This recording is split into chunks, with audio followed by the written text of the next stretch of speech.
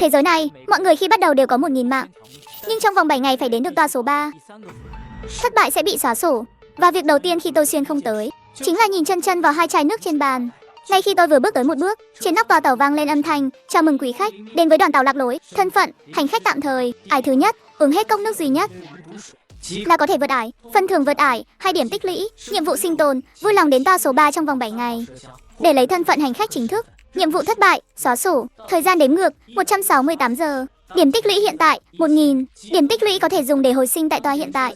Hồi sinh cần tiêu tốn điểm, các công dụng khác vui lòng tự mình khám phá. Một ly nắm chắc 50% cơ hội. Xem ra cách duy nhất để rời đi là tham gia trò chơi. Tô Bạch Diệp đưa tay trái ra, chọn lấy một ly trong đó, định uống thử một chút. Bất chợt linh hồn cậu như thoát xác. Từ góc nhìn thứ nhất chuyển sang góc nhìn thứ ba, linh hồn lơ lửng phía trên toa tàu. Nhìn xuống mọi thứ, cậu có thể thấy rõ từng cử động của chính mình. Cậu đã uống nước, vì cẩn thận nên chỉ uống một chút. Sau khi uống xong, thất khiếu của cậu bắt đầu phun ra luồng khí đen, đang xuất ngay tại chỗ. Nước này có độc rồi. Tô Bạch Diệp bỗng giật mình tỉnh lại. Linh hồn lại trở về trong cơ thể, mà ly nước độc kia vẫn đang ở trong tay cậu. Chuyện gì thế này? Thời gian quay ngược rồi sao? Không đúng, cảnh tượng vừa rồi giống như một lời dự đoán hơn. Trời ơi, mình có thể dự đoán được cái mất. Tô Bạch Diệp vội vàng đặt ly nước trong tay xuống, trực tiếp chọn ly nước còn lại.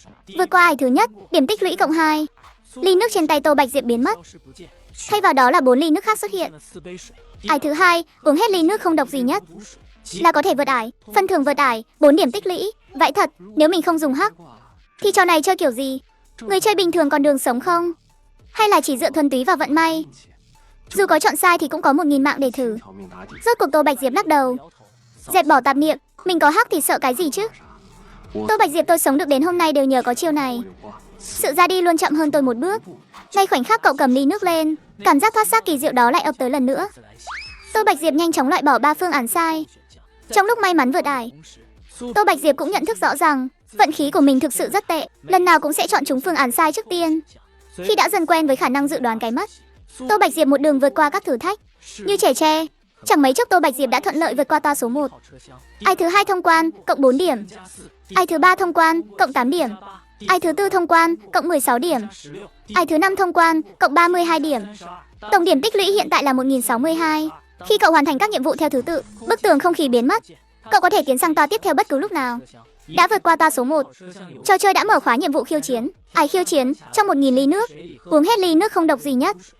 Ra đi một lần coi như nhiệm vụ thất bại. Xác suất ngày mồng 1 tháng 1 không sao, có chút thử thách đấy, nhưng không nhiều lắm. Ngay khoảnh khắc chấp nhận nhiệm vụ khiêu chiến, không gian toa tàu mở rộng ra, 10 chiếc bàn hiện ra giữa hư không, mỗi bàn đặt 100 ly nước. Mười mấy phút sau, Tô Bạch Diệp vừa dụi mắt vừa xoa bụng, bước ra khỏi toa tàu thứ nhất, hoàn thành nhiệm vụ khiêu chiến, thưởng 1.000 điểm tích lũy. Điểm tích lũy hiện tại 2.062. Biểu hiện xuất sắc của bạn đã thu hút sự chú ý của một vị thần không tên. Ngài ấy có lẽ sẽ liếc nhìn một cái. Đối với bạn mà nói, đây rốt cuộc là may mắn hay bất hạnh, chỉ có chính bạn mới biết câu trả lời. Càng gần với cái mất, càng gần với sự thần kỳ. Trò chơi toa tàu của thần vẫn đang tiếp tục. Khi cậu bước ra khỏi toa số 1, phát hiện Vương Lạc ở ngay bên cạnh. Toa số 2 có người này. Cuối cùng cũng không phải chơi game Overland nữa rồi. Cái nơi quỷ quái này quá kỳ lạ, có thêm người nói chuyện vẫn tốt hơn là đơn độc. Thấy Tô Bạch Diệp đi tới, người nọ liền lên tiếng chào hỏi. Trông cậu thất thần thế kia, cũng là người mới à? Trò chơi ở toa số 1 khó quá mà. Đúng là khá khó thật. Uống đến mức no căng bụng luôn rồi, suýt chút nữa là sặc đến hẹo rồi. Uống no đến mức sặc ư? Chúng ta chơi cùng một trò đấy chứ? Tôi đã hẹo mấy lần trong trò đó rồi đấy. Họ tên Tô Bạch Diệp, thân phận hành khách tạm thời, vị trí tầng 1 toa số 2. Điểm tích lũy cần thiết để hồi sinh tại toa này 8. Điểm tích lũy 2.062. Điểm hồi sinh đã tăng lên rồi. Tính ra vẫn còn khoảng 1.031 con đường sống. Đối phương nói anh ta đã ra đi mấy lần ở toa số 1, nghĩa là nước đó có độc thật. Và hắc của mình cũng là thật. Tôi tên Tô Bạch Diệp, tôi ngủ quên trên tàu điện ngầm, tỉnh lại đã thấy ở đây rồi. Người anh em, anh đến đây bằng cách nào? Tôi tên Vương Lạc, đang trên đường đến phòng gym sau giờ làm việc. Tôi biết ngay là tập gym làm tăng nguy cơ đăng xuất đột ngột mà. Đó chính là lý do tôi kiên quyết không tập gym. Đúng rồi anh Vương, vừa nãy ở toa số 1 sao không thấy anh nhỉ? Anh có biết cách nào để rời khỏi đoàn tàu này không? Không biết, không có lối ra đâu. Chỉ có thể tiếp tục đi về phía trước. Tôi nghe những người chơi gặp trước đó nói, nếu trong 7 ngày không tới được toa số 3 sẽ bị xóa sổ thật đấy. Tôi đã chơi xong một vòng trò chơi ở toa số 2 rồi. Anh Vương, anh nói ra đi mấy lần là sao? Người mất rồi thực sự có thể hồi sinh sao? Đáng sợ quá vậy, cậu mới là người đáng sợ hơn đấy. Về mặt xác suất mà nói, chỉ dùng một mạng mà vượt qua các ải thì không còn là người nữa rồi. Nếu cậu thực sự chưa từng hồi sinh, thì tốt nhất cậu nên chuẩn bị tâm lý cho chuyện này. Vương Lạc khựng lại một chút, vượt qua nỗi ám ảnh trong lòng, nói ra nỗi sợ hãi chôn giấu bấy lâu. Sau khi dùng điểm tích lũy để hồi sinh, thân xác cũ của mình sẽ không biến mất đâu. Thôi xong, nhưng tôi vẫn còn sống mà. Có thể bớt ra đi thì tốt nhất nên bớt lại. Điểm tích lũy quan trọng lắm, không chỉ phải tiết kiệm mạng hồi sinh. Người chơi cũ nói hồi sinh sẽ làm mới các bắp có lợi. Hack của mình có tính là bắp không nhỉ? Thôi bỏ đi, nếu không phải hẹo thì vẫn là tốt nhất. Anh Vương, mấy thông tin này sao anh biết được thế? Tôi nghe những người chơi khác nói khi chơi ở toa số 2. Có vài người chơi cũ sẽ từ toa số 3 quay lại. Nghe đến đây, lòng Tô Bạch Diệp trầm xuống. Người chơi cũ đến toa số 2 làm gì chứ? Đoàn tàu lạc lối. Cái gọi là trò chơi toa tàu của thần, ngoài việc bắt hành khách phải chạy đua, cũng sẽ khiến hành khách phải tiếp tục tiến lên. Người chơi ở toa số 3 chẳng có lý do gì để đi giật lùi cả. Tô Bạch Diệp bỗng có một dự cảm chẳng lành. Lý do người chơi cũ tốt bụng như vậy là vì phổ cập kiến thức về đoàn tàu cho người mới, có thể nhận được một lượng điểm tích lũy thưởng nhất định. Tôi nói cho cậu nhiều thế này là đã nhận được 6 điểm rồi, tương đương với 3 mạng rồi đấy. Sau này cậu gặp người mới cũng có thể thử xem. Còn có chuyện tốt thế này sao? Vậy thì có thể dùng cách này để xác thực độ chính xác của thông tin, cũng như phán đoán xem đối phương có phải người mới không. Logic cơ bản của quy tắc là khuyến khích người chơi trao đổi thông tin, xóa bỏ rào cản, thậm chí có thể chủ động cung cấp thông tin hữu ích cho kẻ thù để tăng điểm tích lũy. Thật giả để làm nhiễu loạn kẻ địch. Không gian vận dụng rất lớn. Bạn đã phổ cập cho người chơi Vương Lạc một thông tin phẩm chất hiếm. Điểm tích lũy cộng thêm. Đúng vậy, phản ứng bình thường của cậu mạnh hơn tôi nhiều. Đúng rồi, trò chơi ở toa số 2 cần tổng cộng 4 người để thực hiện. Nội dung trò chơi rất đơn giản, chính là bắt cặp bản tù tì. Quan trọng là thứ hạng cuối cùng. Chỉ có 2 người đứng đầu mới được đi tiếp toa số 3. Người thứ 3 phải ở lại toa số 2. Tôi chính là bị giữ lại như vậy đấy. Người cuối cùng sẽ bị lại và quay về toa số 1. Phải vượt đài lại từ đầu để quay về toa số 1 chơi tiếp ư? Có thưởng điểm tích lũy không? Không có, trò chơi đã vượt qua rồi. Thì chơi lại sẽ không được thưởng bất kỳ điểm nào. Với lại ai mà thèm quay lại cái nơi quỷ quái đó chứ? Cũng đúng, tôi cũng chẳng uống nổi đống nước đó nữa, no quá rồi. Trên tàu này có nhà vệ sinh không? Giải quyết nỗi buồn bừa bãi có bị trừ điểm không nhỉ? Người anh em, sự chú ý của cậu có vấn đề gì à? Tiếc quá, không tận dụng được lỗi để cày điểm rồi. Nếu điểm tích lũy về không thì sẽ thế nào? Tôi cũng không biết, cái người tên Phương Lâm đó. Người chơi cũ chỉ nói ở đoàn tàu lạc lối, điểm tích lũy là tất cả. Một khi điểm về không, người chơi mà gặp nguy hiểm sinh tử nữa thì khả năng cao là hẹo thật sự luôn. Cả hai im lặng một hồi. Vương Lạc không chịu nổi bầu không khí ngột ngạt, lại lên tiếng, người chơi có thể di chuyển giữa các toa tàu. Ở toa số chẵn, người thắng sẽ tiến lên, người thua sẽ lùi lại. Trò chơi số 2 cần 4 người mới bắt đầu được. Nghĩa là 2 người kia còn chưa nói hết câu. Cửa ở đầu và cuối toa tàu cùng lúc mở ra. 2 người bước ra từ toa tàu. Ngay khi người đã tập hợp đủ, trước mắt 4 người đồng thời hiện lên thông báo. Trò chơi toa số 2 đăng tải. Càng gần với cái mất, càng gần với sự thần kỳ. Trò chơi của thần đã bắt đầu. Quy tắc trò chơi toa số 2, bắt cặp đối kháng. Bản tu ti. Người thắng cộng 1 điểm, người thua trừ 1 điểm. Hòa nhau mỗi người được 1,5 điểm. Sau 10 vòng sẽ xếp hạng và lại người cuối cùng. Nếu tất cả mọi người có số điểm bằng nhau, có thể tự do lựa chọn tiến lên hoặc lùi lại. Đọc xong quy tắc hiện ra, Tô Bạch Diệp trực tiếp gửi yêu cầu bắt cặp với Vương Lạc. 2 người kia rõ ràng có ân oán với nhau. Mùi thuốc súng nồng nặc trong không khí. Cứ khóa chặt lại để mặc bọn họ đấu đá. Vương Lạc khẽ giải thích, tôi đã từng chơi một vòng với bọn họ rồi, không ngờ lại trùng hợp gặp lại lần nữa. Trùng hợp sao? Em rằng không phải đâu. Người từ toa số 3 tới là Phương Lâm, người còn lại tên Thang Như Ngọc. Phương Lâm là người chiến thắng vòng trước, Thang Như Ngọc đã bị loại. 2 người này vốn đã có hiềm khích. Nhìn thấy Phương Lâm, Thang Như Ngọc cười lạnh, Phương Lâm, lại gặp nhau rồi. Ở toa số 3 chắc không tốn ít điểm tích lũy đâu nhỉ? Hư, họ Thang kia, hương vị của đống nước đó chắc là ngon lắm nhỉ? Thang Như Ngọc nghe thấy câu này, mặt đen như nhọ nồi, nghiến răng nói, Phương Lâm, có dám chơi lớn một chút không? Được nhắc nhở bởi điều này, Vương Lạc vội vàng giới thiệu, trò chơi nhiều người có thể thêm tiền cược. Điều kiện đặt cược tự định đoạt, nhưng cần phải có mức độ công bằng nhất định. Nhưng ván cược quá lố bịch, đoàn tàu lạc lối sẽ không công nhận. Lời của Vương Lạc thu hút sự chú ý của 2 người kia. Lúc này họ mới để ý đến sự hiện diện của Tô Bạch Diệp. Ô, Phương Lâm gật đầu với Vương Lạc, nói với giọng điệu đầy khích lệ, Vương Lạc, đừng quan tâm đến những người mới khác nữa. Trong vòng 7 ngày phải tới được toa số 3, nếu không sẽ bị xóa sổ đấy. Vương Lạc vội vàng gật đầu đáp lại. Phương Lâm đối với anh ta cũng coi là có chút quan tâm. Nhiều chuyện đều là Phương Lâm chủ động kể cho anh ta nghe. Thang Như Ngọc thì không tốt bụng như vậy. Gã hừ lạnh một tiếng, rõ ràng là coi thường Vương Lạc. Bây giờ có thể khẳng định rồi, 2 người này có gì đó không ổn, như đã hiểu ra điều gì đó. Tô Bạch Diệp nói bằng giọng chỉ đủ 2 người nghe thấy. Sau khi vượt qua trò chơi ở toa số lẻ, tất cả các lối ra vào sẽ được mở ra. Nếu trò chơi ở toa lẻ chưa hoàn thành thì không thể rời đi. Vương Lạc ngẩn người ra một chút, ý cậu là sao? Không chỉ có thể chọn tiến lên mà còn có thể chọn lùi lại sao? Bạn đã phổ cập cho người chơi Vương Lạc một thông tin phẩm chất thường, điểm tích lũy cộng 2. Bạn đã phổ cập cho người chơi Vương Lạc một thông tin phẩm chất hiếm, điểm tích lũy cộng 10. Nhìn thấy thông báo trước mắt, suy đoán trong lòng Tô Bạch Diệp đã được xác nhận. Quả nhiên là vậy, 2 người đó là cùng một phe. Trong sự thắc mắc của Vương Lạc, Tô Bạch Diệp nói ra suy đoán của mình. Thang Như Ngọc chắc chắn đã nắm giữ năng lực đặc biệt nào đó. giúp gã có ưu thế nhất định ở tòa số 1, mà không tốn quá nhiều điểm tích lũy. Nghe đến đây Vương Lạc lại càng mờ mịt hơn. Sao hai người này có thể là một phe được chứ? Nguyên nhân rất đơn giản.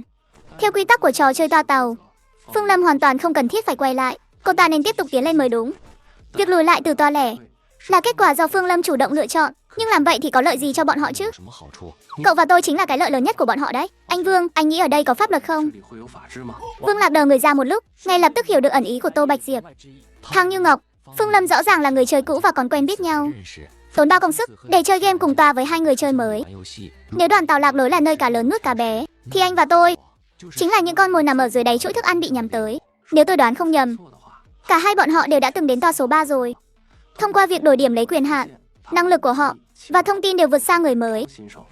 Có lẽ những trò chơi sau quá khó, nên bọn họ mới quay đầu lại để trấn lột điểm tích lũy của người mới ở đây. Tất nhiên, cũng có thể là tôi lấy lòng tiểu nhân đau lòng quân tử, nhưng kẻ đến không thiện đâu. Cách làm của Phương Lâm và Thang Như Ngọc, thế giới này, mọi người bắt đầu đều có 1000 mạng, nhưng tất cả đều được chuyển hóa từ điểm tích lũy. Mà những người chơi cũ này, việc đầu tiên khi gặp người chơi mới chính là cướp đoạt điểm tích lũy. Thế nhưng cái tên người chơi tinh anh chuyên đi cướp bóc này, lần đầu tiên gặp một người mới như tôi, lại bị tôi cướp ngược lại, thậm chí bị dồn đến mức muốn đi cùng nhau luôn. Phương Lâm ôm đầu, hạ quyết tâm, lên tiếng tiết lộ bí kíp hoàn hảo cho toa số 4. Phải chắn tầm nhìn của lũ quạ, tránh để cơ thể biến thành rơm rạ. Cần tổng cộng 4 đạo cụ cốt lõi. Để tránh tốn lời, những chữ trên đây mọi người có thể tạm dừng để xem. Trong vẻ mặt nghiêm trọng của Tô Bạch Diệp, Phương Lâm đã nói xong chữ cuối cùng của bí kíp, đồng thời cũng đón nhận kết cục của vòng chơi này. Cô ta bị một dụng cụ xuyên qua ngực, mất đi hơi thở sự sống, nhưng vẫn chưa kết thúc. Trước khi tài sản của cô ta bị thua sạch, ván cược vẫn sẽ tiếp tục. Vòng thứ 2 Tô Bạch Diệp không hề do dự, trực tiếp tất tay, đặt cược toàn bộ 7000 điểm tích lũy của mình. Phương Lâm nhìn mức cược 7000 điểm, bỗng nhiên rung động. 7000 rồi sao? Không đúng, sao có thể là 7000 được? Người mới chỉ có 1000 điểm, Thang Như Ngọc có 3000 điểm. Mình đã thua 2000 điểm. Trong lòng Phương Lâm bỗng nảy ra một khả năng. Tô Bạch Diệp đã vượt qua nhiệm vụ khiêu chiến toa số 1. Chuyện này sao có thể chứ? Không, chỉ có thể là khả năng này thôi. Trong ánh mắt kinh hoàng của Phương Lâm bùng lên hy vọng được sống. Loại người chơi siêu nhiên này cần phải được giám sát chặt chẽ. Nếu có thể đưa lên cấp cao, thì đó sẽ là một công lớn. Đây cũng là nhiệm vụ ẩn của mình. Khi cô ta theo bản năng muốn dùng thẻ thông hành để rời đi, thì phát hiện thẻ thông hành đã bị tính vào tiền cược, không thể sử dụng. Kênh trò chuyện riêng tư bị coi là vật cược nên không thể dùng. Tôi không muốn hẹo, tôi không thể hẹo được. Tôi vẫn còn có thể sống tiếp. Vì thế Phương Lâm khó khăn lắm mới thấy được hy vọng, nhưng lại không thể nắm bắt được. Sự hụt hẫng cực độ này khiến Phương Lâm gần như sụp đổ. Sự tra tấn về cả thể xác lẫn tinh thần khiến cô ta hoàn toàn phát điên. Chỉ cần truyền tin tức này ra ngoài, mình sẽ sống được. Mình vẫn còn giá trị lợi dụng, mình vẫn có thể sống. Phải truyền tin ra ngoài. Truyền ra ngoài, ngay giây tiếp theo, lệnh xóa sổ giáng xuống, da thịt tan biến. Đại não của Phương Lâm ngừng suy nghĩ, ý nghĩ vĩnh viễn dừng lại ở khoảnh khắc này. Nhìn người đã ra đi Phương lão bản, 3 người còn lại trong toa tàu đều giữ im lặng. Bầu không khí bỗng chốc trở nên gượng gạo. Thang Như Ngọc là người đầu tiên phá vỡ sự im lặng. Tô lão bản này, nếu ngài tin tưởng tôi có vài lời khuyên cá nhân muốn nói. Sau khi Tô Bạch Diệp gật đầu ra hiệu, Thang Như Ngọc mới tiếp tục nói. Thứ nhất, tuyệt đối đừng để ai biết Phương Lâm mất trong tay ngài. Ngay cả khi có người nghi ngờ, ngài cũng tuyệt đối không được thừa nhận. Tổ công lược sẽ không bỏ qua đâu. Thứ hai, Tô lão bản, ngài đã biết trước nội dung rồi. Tổ đại luyện là một đường lui mà ngài có thể cân nhắc. Nghe nói, trong thị trường nhân tài có những đại lão từ tầng 2 xuống. Tô lão bản, ngài đang có điểm tích lũy trong tay, có thể đi thử vận may xem sao. Thang Như Ngọc nói rất chân thành, gã kết hợp hiểu biết của mình về đoàn tàu lạc lối, thật lòng phân tích cục diện cho Tô Bạch Diệp. Có Tô lão bản ngài đứng mũi chịu sào phía trước, tôi còn có thể thở phào một cái. Nếu ngài mà có chuyện gì, thì tai họa ngập đầu này sẽ rơi xuống đầu tôi mất. Phải phấn chấn lên, người khác có lẽ không dám có ý nghĩ táo bạo như vậy, nhưng Tô lão bản, ngài tuyệt đối đừng tìm tổ tiếp viên để đòi công lý, càng đừng đối đầu với tổ công lược. Thang Như Ngọc khựng lại một chút, rồi nói thêm vài quy tắc của toa số 3. Sau đó vỗ tay một cái, chắp tay cung kính, những gì cần nói tôi đều đã nói rồi. Chúc Tô lão bản một đời thuận buồm xuôi gió trên đoàn tàu lạc lối. Nói xong gã lắc đầu, vẫy tay rời đi. Sau khi Thang Như Ngọc rời khỏi, Vương Lạc quay sang hỏi Bạch Diệp, trước đây cậu làm công việc gì vậy? Sao nhìn thấy người đã mất mà không hề hoảng loạn chút nào? Làm tình nguyện, chủ yếu là theo dự án. Cứu hộ dã ngoại cũng từng gặp vài ca rồi, đừng nhắc chuyện đó nữa. Anh Vương, tiếp theo hãy giúp tôi một việc nhé. Đây là của thực thể chất kháng độc, có thể thông hành và mấy món này trong tay. Ở toa số 1 và số 2 chắc là không ai chặn nổi anh đâu. Tôi cần anh cầm những thứ này, thỉnh thoảng lộ diện ở toa số 2 một chút, đừng để bị bắt. Đừng cá cược với người ta, thấy nguy hiểm là chạy ngay nhé. Nói xong, Tô Bạch Diệp bổ sung thêm, ngoài tấm thẻ thông hành ra, thì mấy món còn lại coi như là phần bồi thường cho 800 điểm tích lũy của anh. Dù anh có đồng ý giúp tôi việc này hay không, tôi cũng sẽ đưa những thứ này cho anh. Nếu anh sẵn lòng giúp, thì tấm thẻ thông hành này anh cũng cầm lấy đi. Vương Lạc nhìn mấy món đồ trước mắt, ngay lập tức hiểu được ý định của Tô Bạch Diệp. Cậu muốn tôi thu hút sự chú ý của bọn họ sao? Đúng vậy, anh giúp tôi câu giờ một chút. Tạo ra sự chênh lệch thời gian, chỉ cần vượt qua được toa số 4 là tôi an toàn rồi. Trò chơi toa số 4 là sự phong tỏa của Phương Lâm đối với tôi. Nếu thực lực của tôi tăng lên, chỗ dựa của Phương Lâm sẽ phải cân nhắc lợi hại. Rất có thể sẽ từ bỏ việc trả thù cho cô ta. Thời gian là thứ tôi thiếu nhất hiện nay. Vương Lạc không từ chối Tô Bạch Diệp, chỉ lo lắng bản thân làm không tốt việc này. Thể chất kháng độc tôi có thể nhận, nhưng thẻ thông hành thì thôi đi. Thứ này quý giá quá, cậu giữ lại sẽ có ích hơn đấy. Tô Bạch Diệp lắc đầu. Trên tấm thẻ thông hành này có mã số của Phương Lâm. Đây cũng là chiến lợi phẩm giá trị nhất trên người cô ta. Anh cứ cầm lấy nó đi, không chỉ đảm bảo an toàn cho bản thân, mà còn giúp việc ngụy trang trông thật hơn một chút. Vào thời điểm cần thiết, thứ này chắc chắn có thể đổi được một mạng cho anh đấy. Sau khi dùng vài lần, anh có thể đem bán nó để đổi lấy điểm tích lũy. Coi như là thù lao anh đã giúp đỡ tôi. Nếu có người tìm đến anh, đừng có do dự gì cả. Biết cái gì thì cứ khai hết ra nhé. Tại sao cậu lại bảo tôi phản bội cậu chứ? Bởi vì anh vốn dĩ chẳng biết thông tin gì có giá trị cả. Đã như vậy rồi, việc gì phải chịu khổ làm chi. Cứ phối hợp thật tốt vào, sẽ không ai làm khó anh đâu. Những gì anh nói ra sẽ không gây ra bất kỳ ảnh hưởng nào tới tôi hết. Mấy thứ này coi như là bồi thường cho anh. 800 điểm tích lũy kia tôi sẽ không trả lại cho anh nữa. Anh cũng biết là hiện tại tôi đang rất thiếu điểm mà. Vương Lạc ngẩn người ra, định nói thêm gì đó, nhưng Tô Bạch Diệp đã nhanh chóng rời đi. Mắt thấy sắp bước ra khỏi toa tàu, rất nhanh sau đó như sực nhớ ra điều gì, cậu quay người lại bổ sung thêm. Có một chuyện anh tuyệt đối không được nói cho họ biết đâu đấy. Chuyện tôi vượt ải chỉ với một mạng, chuyện ở toa số 1 anh nhất định phải giữ bí mật giúp tôi. Vương Lạc gật đầu liên hồi, ra hiệu cho cậu rằng mình đã hiểu. Nói xong Tô Bạch Diệp lại tiếp tục lên đường, tiến về phía toa số 3, văn phòng phó tổ trưởng toa số 5. Ngay khoảnh khắc Phương Lâm để lộ thông tin, vị phó tổ trưởng trước bàn làm việc ngẩng đầu lên, nhận được một thông tin khẩn cấp. Lệnh truy nã cấp 1, người chơi Phương Lâm, cố ý làm dò dỉ bản công lược hoàn mỹ số 4 của tổ công lược, phạt 100.000 điểm tích lũy, vui lòng liên hệ với tổ tiếp viên gần nhất. Bất kỳ ai cung cấp manh mối liên quan đến Phương Lâm sẽ được thưởng từ 500 đến 5.700 điểm. Lệnh truy nã cấp 5 người chơi Thang Như Ngọc, Tô Bạch Diệp, Vương Lạc bị nghi ngờ 6 phạm bản quyền công lược số 4 của tổ công lược, vui lòng liên hệ với tổ tiếp viên gần nhất để phối hợp điều tra. Nếu quá 72 giờ mà không liên lạc với tổ tiếp viên, lệnh truy nã sẽ nâng lên cấp 3. Tổ tiếp viên sẽ tiến hành vây bắt chủ động. Lệnh truy nã còn chưa đọc xong, phó tổ trưởng đã nhận được tin Phương Lâm đã chính thức ra đi. Dù vậy, hắn vẫn phát lệnh truy nã theo đúng quy trình. Nếu không truy nã Phương Lâm, thì lệnh truy nã phía sau sẽ gặp lỗi về mặt quy trình. Sau khi lệnh truy nã được ban bố, phó tổ trưởng lại lấy thiết bị liên lạc ra, kết nối với phó tổ trưởng toa số 3. Là tôi đây, phó tổ trưởng toa số 5, có 3 người cần nhờ ông để mắt tới giúp. Bên tôi vừa mới phát lệnh truy nã xong, ý của quản trị viên là tạm thời đừng tiếp xúc với họ. Đúng, dù họ có đến tự thú cũng đừng thụ lý. Cứ để lệnh truy nã tự nâng cấp lên, phải chủ động bắt giữ 2 tên lính mới kia. Một lũ ngốc thôi, không bằng mấy người chơi lão luyện đâu. Tôi chờ tin tốt từ ông đấy. Sau khi kết thúc cuộc gọi, ánh mắt phó tổ trưởng toa số 5 lướt qua lướt lại trên 3 cái tên kia. Kẻ nào mà có bản lĩnh xử lý được Phương lão bản vậy chứ? Mà phía trên Phương lão bản này lại chính là quản trị viên.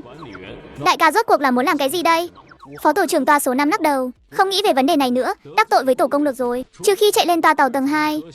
Nếu không thì chỉ có một kết cục là bay màu thôi, hoặc là sống không bằng ra đi nữa, chỉ là mấy nhân vật nhỏ không đáng kể thôi. Cứ lo việc chính trước đã. Sau khi đến toa số 3, trước mắt Tô Bạch Diệp hiện ra thông báo mới. Thế giới này, mỗi người khi bắt đầu đều có 1.000 mạng, nhưng trong vòng 7 ngày phải tới được khu vực thứ 3. Thất bại sẽ bị xóa sổ, và lúc này tôi vừa tới toa số 3. Trước mắt đã hiện thông báo. Đã đến toa số 3, nhận được thân phận hành khách. Thân phận hiện tại có hiệu lực trong 7 ngày. Vui lòng vượt qua trò chơi toa tàu một lần trong 7 ngày. Thời gian hiệu lực sẽ được tăng thêm tương ứng. Tiếp đó, trước mắt Tô Bạch Diệp xuất hiện một linh anh nhỏ. Chào chủ nhân ạ, tôi là trợ lý thông minh của đoàn tàu của ngài. Trong thời gian ngài đi trên đoàn tàu lạc lối, tôi sẽ đồng hành cùng ngài, cùng nhau trưởng thành. Tại đây, chân thành chúc ngài thuận buồm xuôi gió trên đoàn tàu lạc lối nhé. Sao chẳng nghe Thang Như Ngọc nhắc đến thứ này nhỉ? Chỉ mình tôi có hay ai cũng có vậy? Ai cũng có à? Nhưng cái của ngài chắc chắn là đặc biệt nhất rồi. Linh anh nhỏ vẫn nở nụ cười nhiệt tình. Chỉ cần thanh toán 200 điểm tích lũy mỗi tuần là có thể tận hưởng dịch vụ VIP ngay. Dự kiến sẽ giúp ngài tiết kiệm được 6.888 điểm tích lũy đó. Hiện tại đăng ký còn có ưu đãi giới hạn. Mua 3 tặng 1, nếu ngài không đủ điểm tích lũy. Đoàn tàu lạc lối cũng có dịch vụ cho vay điểm tích lũy à? Lãi suất năm mới cực thấp chỉ 3% thôi. Nghe thấy thứ này cũng đòi điểm tích lũy. Sắc mặt Tô Bạch Diệp sầm xuống. Hủy đăng ký đi, tiền thì không có, mạng thì cũng không cho đâu. Nói xong Tô Bạch Diệp sải bước tiến về phía trước, phớt lờ luôn Linh Anh trợ lý, coi nó như mấy cái quảng cáo rác hiện lên màn hình vậy. Nhìn bóng lưng rời đi không chút tình nghĩa của Tô Bạch Diệp, Linh Anh trợ lý lật mặt ngay tức khắc, từ sau lưng lôi ra một cây kẹo mút, ngậm trong miệng rồi thổi ra một vòng khói nhỏ, nhả một búng đường về phía Tô Bạch Diệp vừa đi. Mẹ kiếp, lại gặp một tên nghèo kiết xác nữa. Sao mình toàn bị phân làm trợ lý cho mấy tên nghèo rất mồng tơi thế nhỉ? Cứ thế này thì bao giờ mới trả hết nợ vay đây? Để còn được thăng chức tăng lương chuyển hộ khẩu lên tầng 2 chứ. Ngay lúc nó đang than vãn, đột nhiên trong đầu nó hiện lên một thông báo, có việc để làm rồi. Lệnh truy nã Thang Như Ngọc, Vương Lạc. Tô Bạch Diệp, lệnh truy nã cấp 5. Linh Anh trợ lý nhớ ra điều gì đó, dập tắt điếu thuốc, vội vàng đuổi theo. Này nhé, chủ nhân yêu dấu của tôi ơi, ngài họ Vương hay họ Tô vậy nhỉ? Nếu ngài không tin cả hai cái đó, thì có cân nhắc việc đổi tên không? Ở đây tôi có hai cái tên hay lắm này. Đổi xong tên còn có hiệu ứng hào quang đỏ nhấp nháy nữa đó. Ai mà cưỡng lại được một cái tên biết phát sáng cơ chứ? Cái con trợ lý thiểu năng này lại đuổi tới rồi. Tô Bạch Diệp trực tiếp chọn tắt tiếng. Quảng cáo rác gì thế này? Cút ra một bên mà tự chơi đi. Đi hết hành lang. Trước mặt Tô Bạch Diệp xuất hiện thêm 3 cánh cửa, lần lượt tương ứng với chợ tự do, không gian cá nhân, trò chơi toa tàu. Bắt đầu từ toa số 3 trở đi, các toa số lẻ đều sẽ có cấu trúc như thế này. Toa số lẻ khác với toa số chẵn. Nếu không hoàn thành trò chơi toa tàu thì không thể rời khỏi toa này được. Do đó ở đây có các đồ dùng cho không gian cá nhân chuyên dụng. Nghỉ ngơi xong, nửa đêm Tô Bạch Diệp vào phòng nghỉ trước. Cậu cần sắp xếp lại toàn bộ thu hoạch từ toa số 1 và số 2. Có lẽ mình là lính mới giàu có nhất từ trước đến nay rồi đấy. 5.765 điểm tích lũy phải dùng vào việc quan trọng mới được. Tô Bạch Diệp nằm trên sofa, suy nghĩ một chút rồi nghỉ ngơi đơn giản. Cứ đến chợ tự do trước đã. Ở chợ tự do có bán công lược, còn có cả dịch vụ cày thuê mà Thang Như Ngọc đã nói nữa. Cậu lại đi đến trước 3 cánh cửa đó, đẩy cánh cửa chợ tự do ra. Trước mắt lóe lên một luồng sáng trắng. Khi nhìn rõ thì đã thấy mình đang ở trong một khu chợ tấp nập, đứng trước một bảng thông báo. Ngay phía trước Tô Bạch Diệp có vài cái bảng chỉ đường. Rẽ trái là sảnh làm việc của tổ tiếp viên, rẽ phải là thị trường giao dịch của tổ đạo cụ, đi thẳng là thị trường nhân lực của tổ cày thuê. Ở đây không thể chiến đấu. Hũ đầu người cá cược cũng bị cấm sử dụng. Ngoài 3 cái bảng chỉ đường và một bảng thông báo ra, phía trước Tô Bạch Diệp còn có một hòm thư cá nhân nữa. Hòm thư của Tô Bạch Diệp, bên trong có vài lá thư. Cái gì đây nhỉ? Tô Bạch Diệp mở hòm thư ra, lấy thư ra đọc. Lá thư đầu tiên là quảng cáo tuyển dụng của tổ đạo cụ. Tô Bạch Diệp liếc mắt qua một cái, rồi quăng cái quảng cáo đó sang một bên. Nhìn đến lá thư thứ hai, Tô Bạch Diệp bật cười ngay tại chỗ. Lệnh truy nã cấp 5 người chơi Tô Bạch Diệp. Trong vòng 72 giờ phải đến phối hợp điều tra. Thang Như Ngọc đúng là thông minh thật đấy. Gã định trốn ở toa số 1 trong 3 ngày. Cuối cùng canh đúng lúc sắp hết giờ, mới xông tới sảnh làm việc của tổ tiếp viên để tự thú. Dù sao gã cũng không định tới toa số 4. Phương Lâm cũng chẳng phải ra đi dưới tay gã, chỉ cần khai báo hết chuyện của mình là xong.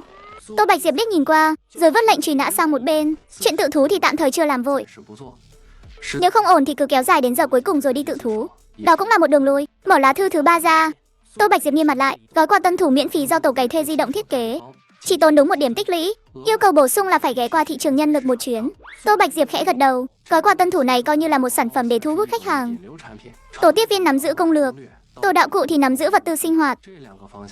Lính mới vì lợi ích bản thân sớm muộn gì cũng phải ghé qua, càng sớm càng tốt. Nhưng không phải là mọi người chơi đều sẵn sàng thuê cày hộ, cũng không phải mọi người chơi đều biết được giá trị của việc cày thuê. Tổ cày thuê muốn lôi kéo lính mới thì phải có kênh thu hút khách hàng riêng của mình. Tô Bạch Diệp sảng khoái thanh toán 1 điểm tích lũy, mở gói quà tân thủ ra. Chính xác mà nói, bên trong là một bản công lược tân thủ ngắn gọn.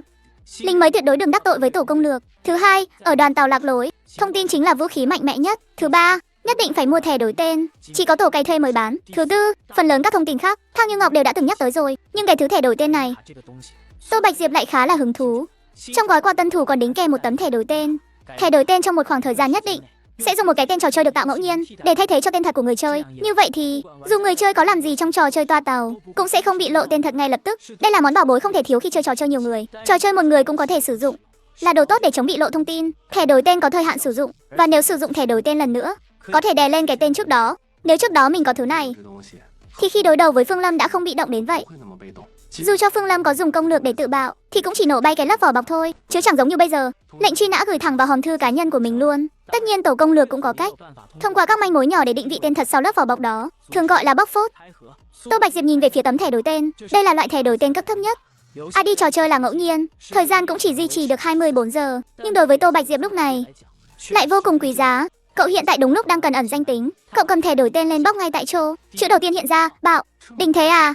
Tô Bạch Diệp phấn chấn tinh thần, cao một hơi đến cuối, ngay lập tức nụ cười của cậu đông cứng lại, sắc mặt lập tức tối sầm xuống, giống con muốn ôm ôm. Đổi tên thành công, thời hạn hiệu lực 24 giờ. Nhìn cái tên chẳng khớp một chút nào với khí chất của mình, Tô Bạch Diệp hơi do dự một chút, nhưng cậu vẫn quyết định cứ dùng tạm đã. Cậu cất gói quà tân thủ đi, vừa định xem trên bảng thông báo có gì, ngay khoảnh khắc ý nghĩ đó hiện lên, linh hồn Tô Bạch Diệp như lìa khỏi xác. Cậu hẹo rồi, vãi thật. Thế mà cũng bay màu sao? Mất mạng kiểu gì vậy? Không đúng, đây là chợ tự do mà. Được mệnh danh là nơi an toàn nhất trên đoàn tàu lạc lối. Sao mình lại có thể bay màu ở đây được chứ? Với một bụng đầy thắc mắc, Tô Bạch Diệp lặng lẽ quan sát xem mình đã nghịch dại thế nào. Tô Bạch Diệp bước tới bảng thông báo. Nội dung trên bảng thông báo rất nhiều. Điều ngoài dự kiến chính là ở đây chẳng có bản công lực nào cả, ngược lại viết đầy những dòng chữ chằng chịt. Đại đa số chữ Tô Bạch Diệp đều không biết, và việc đọc những chữ đó vẫn an toàn cho đến khi Tô Bạch Diệp nhìn thấy dòng chữ Hán, tác phẩm nhập môn kiến thức cấm kỵ. Hoàng Kim Long Vương, chỉ dành cho người hoàn thành nhiệm vụ khiêu chiến toa số 1 có quyền xem. Vãi, cái này là chuyên môn để hố mình đây mà. Tô Bạch Diệp muốn nhắm mắt lại, nhưng đã không còn kịp nữa rồi. Trong hình ảnh hiện ra, kiến thức cấm kỵ bày ra trước mắt Tô Bạch Diệp. Sau khi xuyên không vào đoàn tàu lạc lối, tôi đã thức tỉnh khả năng dự đoán cái chết. Thế nhưng ở đây đâu đâu cũng là cạm bẫy. Lúc này tôi chỉ nhìn qua bảng thông báo người chơi một cái, mà đã bị kiến thức cấm kỵ làm cho tinh thần suy sụp mà ra đi rồi. Cùng lúc đó, toa tàu số 4 tầng 5 của đoàn tàu lạc lối, trong bóng tối vô tận, theo một luồng thông tin truyền tới, một ý thức khổng lồ dần dần hiện ra. Báo cáo của người chơi rồng con đã tiếp nhận một bầu kiến thức cấm kỵ, điểm cộng thêm 50.000. Ngài báo cáo về người chơi, rồng con muốn ôm đã tiếp nhận một bầu kiến thức cấm kỵ, điểm cộng thêm 50.000. Đủ điểm đạo cụ kích hoạt, đang trong quá trình hồi sinh. Một ý thức khổng lồ từ từ tỉnh giấc, khoảnh khắc quay trở lại toa tàu, mang theo khí thế không gì sánh kịp cùng một chút mơ hồ và cả một chút phẫn nộ nữa. Thời gian hồi sinh này sớm hơn dự tính. Kẻ nào đã làm xáo trộn kế hoạch của ta? Phải là 10 vạn điểm tích lũy mới tới được đây mà. Hoàng Kim Long Vương to lớn như ngọn núi, rơi vào trong dòng ký ức. Cái não vừa mới hồi sinh cần phải suy nghĩ quá nhiều vấn đề, hoạt động có hơi trì trệ một chút. Nhớ ra rồi, mẩu kiến thức cấm kỵ đó chỉ có người hoàn thành nhiệm vụ khiêu chiến ta số 1 với một mạng mới có thể nhìn thấy. Nhân tộc lại xuất hiện thêm một tên có năng lực kỳ lạ rồi sao? Tỷ lệ vừa đài ta số 1 với một mạng là 3 trên 100.000. Nhưng nếu cộng thêm cả nhiệm vụ khiêu chiến nữa thì đó là tỷ lệ 3 trên 10 triệu. Dù vậy đi chăng nữa, sự tồn tại như vậy, cứ sau một khoảng thời gian, nhân tộc kiểu gì cũng lòi ra một đứa. Đứa trước đó tên là Nguyên gì đó nhỉ? Không sao cả, hắn chỉ cần mở bảng thông báo ra là sẽ nhìn thấy mẩu kiến thức cấm kỵ này thôi. Mà nội dung của kiến thức cấm kỵ đó sẽ làm hắn tinh thần suy sụp mà bay màu. Xác của hắn sẽ bị chuyển tới toa số 1, đồng thời bị dính lời nguyền bất tử. Đôi mắt vàng khổng lồ chớp chớp, suy nghĩ ngày càng trở nên rõ ràng, đưa ra quyết định truyền tin ra bên ngoài, nói với lũ kiến hôi ở tầng dưới cùng kia, phong tỏa tất cả các toa tàu số chắn, không cho phép bất kỳ con người nào di chuyển trong toa tàu nữa, phái người đến canh giữ toa số 2. Bắt ngay cái tên này cho ta. Nếu hắn chịu phối hợp thì biến hắn thành long nhân ngay. Nếu tố chất đủ tốt, dù có trở thành long tộc thuần huyết cũng không phải là không thể. Mệnh lệnh được truyền xuống dưới. Rất nhanh đã có phản hồi. Bệ hạ đã làm theo lời dặn của ngài rồi ạ. Xin hỏi ID của người chơi cần bắt giữ là gì ạ?